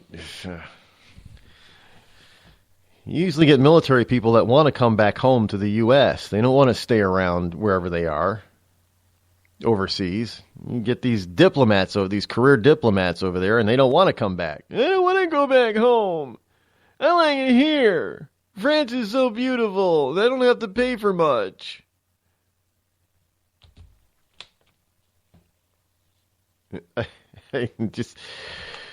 Oh boy. But that's what I'm doing. When it comes to the military, I'm very protective of the U.S. military. Yeah, one, because I'm a military brat, but I also understand that without them, we wouldn't be here. Or we wouldn't be speaking English. And we wouldn't have the freedoms what little freedoms we still have. We wouldn't have them. Without the military, we wouldn't have a country to begin with. George Washington never would have went to war without having an army, military. As ragtag as it might have been, it still wouldn't have happened. Do you think? If you're a lefty out there, do you think that John Adams and George Washington and Benjamin Franklin and Thomas Jefferson et al. Could have actually talked to King George and talked him into giving up the U.S.? Do you think do you think words would have worked? Well, they would have worked, Ron, if King George was on the same plane as the rest of them. Okay. Yeah, I don't. How did that World War I and pre-World War I and pre-World War II talking go? Yeah, we ended up in 2 world wars, didn't we? Talking didn't go so well. Because to a lot of people, well, and this is just in man's nature, words mean very little. It's your actions that really count. Liberals haven't caught on to that, obviously. They haven't figured that out yet. See, we on the right, we watch liberals and how they live, and we watch them be total hypocrites, which is why we know that everything that they say is total BS. Because if they lived exactly how they preached, they wouldn't live anything like they're living now. And then we might be so inclined as to buy into at least some of their garbage. But we look at them and we see on a daily basis that they're complete freaking hypocrites. They don't live anything like they preach. Well, there's a rare few that do. Well, there's a rare few that have recycle 99.9% of their trash instead of throwing it out as trash, and they drive around in a Prius or some other all-electric vehicle, and they have solar panels on their roof and a windmill in their backyard, and they use gray water to water their lawns and all that kind of stuff. Yeah, some of them actually live that way. Most of them do not. Most of them ride around in limousines and fly in private jet aircraft, and they constantly fly all over the place to tell everybody else how bad that they're hurting the environment. And you go to their homes, and instead of having these little 400 square foot huts, they have huge 10, 20, 30,000 square foot mansions. And like Al Gore, they often forget to turn off the damn lights. And there's not a solar panel anywhere on their property, let alone on their roof. Forget having a windmill.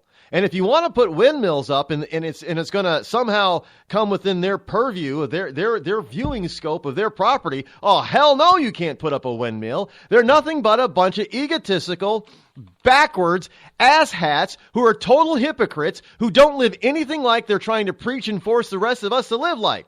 This is why we look at them and say all of your garbage is garbage, like all of your wonderful global warming. Well, if global warming were real, Mr. Leonardo DiCaprio, then you'd be flying coach instead of your private jet all over the world. That's why none of your stupid military-style garbage and diplomacy ever works, because none of you actually live the way you preach. And therefore, when you go talk to another wonderful erudite liberal, well, he's being the same hypocrite you are. That's why talking doesn't work. Plain and simple. Wait, what? Did I just get off into a rant again? I said I wasn't going to do that on Fridays. I apologize for ranting there. Every last word I just said was obviously the truth. Was it not? Can I get a witness? By the way, Rev, I think I will not be here on Monday. There will be no live show on Monday, not because I'm taking a vacation day, but because I have to do my civic duty and do jury duty. Now, I do plan on being back Tuesday morning. I don't know, what I'm going to, hopefully nobody from the Superior Court system is listening right now. I'm going to do my best to honestly get out of doing such a thing. The third time in 10 years is a bit much. But they think it's fair. I don't think it's fair. So there you have it. So I will not be here on Monday because I'll be doing my civic duty as an American citizen and a citizen of this wonderful state. And hopefully I won't have to sit in judgment of some person on trial. I've already done that. Done it enough, I think. I think it's somebody else's turn. But the Rev Rod, I do believe, is planning on being here late next week. So he'll be here. So he'll be giving, his wonderful sermons from the conservative church. I always like his sermons. You people say that you've liked his sermons, so we're going to try to get him here more often on a more regular basis. Anyway, what I wanted to get into before I went off in my little rant about the left, but it's so easy to get off into a rant when you're talking about those people. See, I'm about to do it again. Back to here, McClatchy is reporting 2 House Democrats are going to boycott inauguration over Trump comments. Oh, yes. 2 House Democrats are planning to boycott President-elect Donald Trump's inauguration to protest insulting comments Trump made during the campaign about women, minorities, and other groups. Oh, you mean like all those wonderful comments that Hillary made and all those wonderful comments that Bill Clinton made? They wouldn't boycott their inauguration, would they? Representatives Catherine Clark of Massachusetts and Louis Gutierrez of Illinois, or Gutierrez, I think it's Gutierrez, said they are skipping the January 20 ceremony at the Capitol as a matter of conscience. Here's a stupid matter it's not a matter of conscience. Whatever happened to having respect for the office, not the office holder, the office? It's called respect as a matter of conscience, respecting your Constitution and your country, and respecting your fellow citizens' vote. Oh, I guess none of that counts, does it? That doesn't bother your conscience, does it? To slam your your fellow citizens' vote. That doesn't bother you to slam the will of the people. That doesn't bother you to slam the office itself and to sully the office of the president. That's why you go. You're an elected official. That is why you go, not because you like or dislike the person who's going to occupy the office, but you go to respect the office because it's your constitutional duty.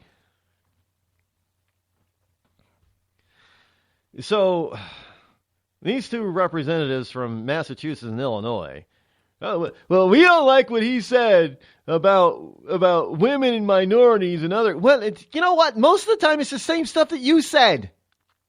You people have said far worse than Donald Trump has said. We've proven it over and over again.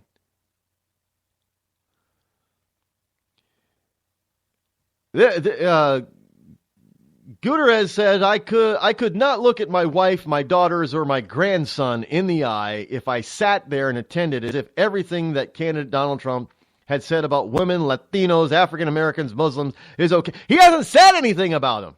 Not to mention, you would look your wife, your daughters, and your grandson in the eye and say, I go there to respect and show honor for the office of the presidency of the United States of America.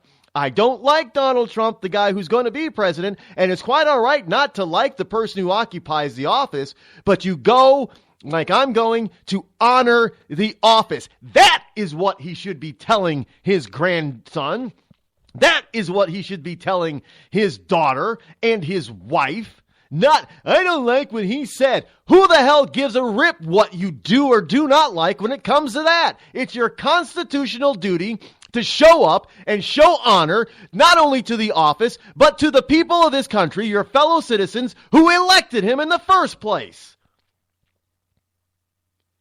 What the hell is wrong with these people?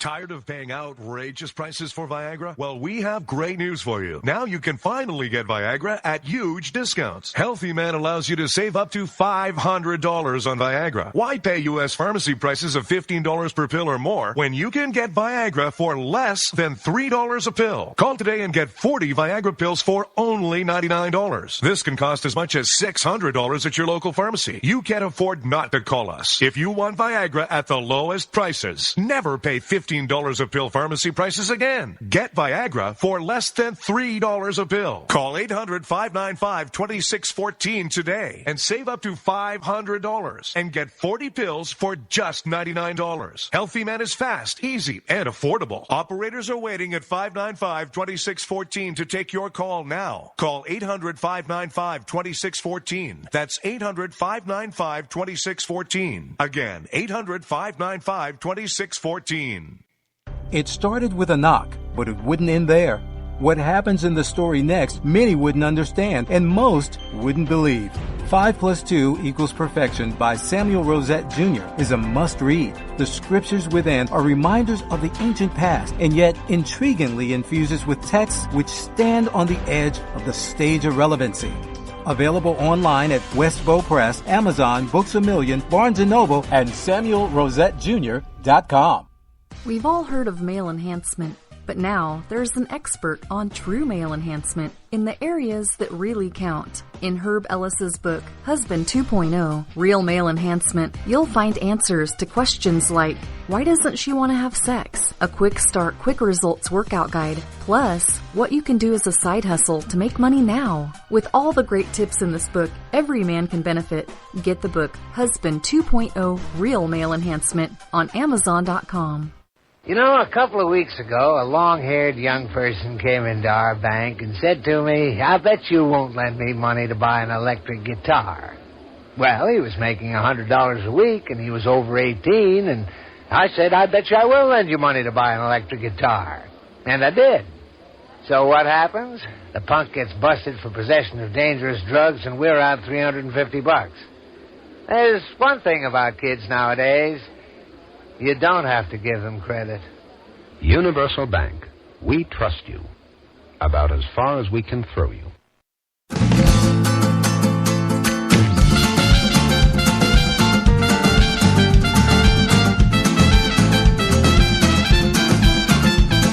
We are back. So few precious broadcasting minutes, seconds that are left. Going to try cover a couple of quick things for you. First, an update to the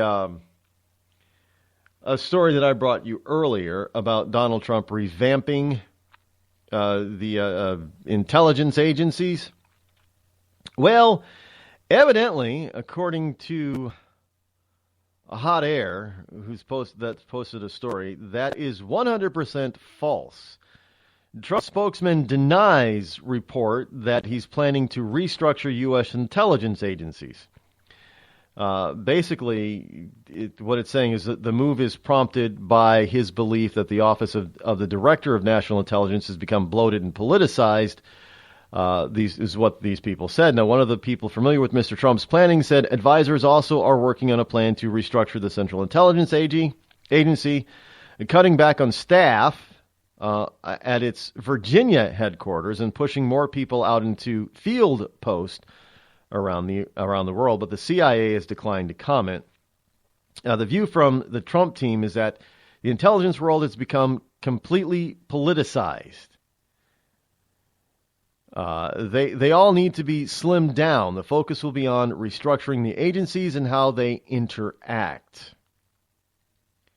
But other than that, there is no top to bottom restructuring. I don't know. That sounds like a restructuring to me. If you're going to shift people around and put more people out in the field, it sounds like a restructuring to me. But no.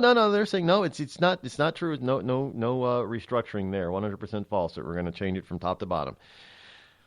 But they just told you what they want to do, so it sounds like a change to me. I don't. Is this political doublespeak, folks? I don't know. Cruz and DeSantis push for congressional term limits. There you go, folks. It's been introduced. Senator Ted Cruz and Representative Ron DeSantis are pushing for an amendment to the Constitution to place term limits on lawmakers, arguing the move will help overhaul Washington. The American people resoundingly agreed on Election Day, and President-elect Donald Trump has committed to putting government back to work for us, we the people. And that's what Cruz said in a statement on Tuesday. It is well past time to put an end to the cronyism and deceit that has transformed Washington into a graveyard of good intentions. Under an amendment, the two GOP lawmakers filed Tuesday, so the bill has been filed, people. House members would be allowed to serve 3 2-year terms, and senators would be allowed to serve 2 6-year terms. So 3 2-year terms would be 6 years, and 2 6-year terms would be 12 years, doing that non-new math, the old-fashioned math, the old-fashioned way. It'd be the first step towards reforming Capitol Hill. Now, it won't prevent somebody from serving 3 terms in the House and then moving up, so to speak, and then going and serving 2 terms in the Senate, which means that somebody is still going to be there for a long time, but less than 2 decades. They'll only be there for 18 years instead of 30, 40, or 50, like some of these people are now. So there you have it. That has been introduced. As far as an update is on the hacking thing, I'm just getting tired of talking about the hacking thing, but the hacking thing is still a thing, so we're going to talk about the hacking thing as long as the hacking thing is a thing, because the thing is the Russians didn't hack the DNC. Nope. And there's somebody else that agrees with this statement that Russia did not hack the DNC, Mr. McCain and Mr. Graham. And that is one of the foremost knowledgeable people in cybersecurity, John McAfee. Yeah, you know, the guy that went off to Belize or Ecuador or someplace because he thought somebody was trying to kill him. It turned out somebody was trying to kill him. Wasn't that right? I don't remember what ever. Is he still down there? I don't know what ever became of that case. But anyway, this guy has said that it looks like the Russians did it, but if it looks like the Russians did it, he said, I can guarantee you it was not the Russians.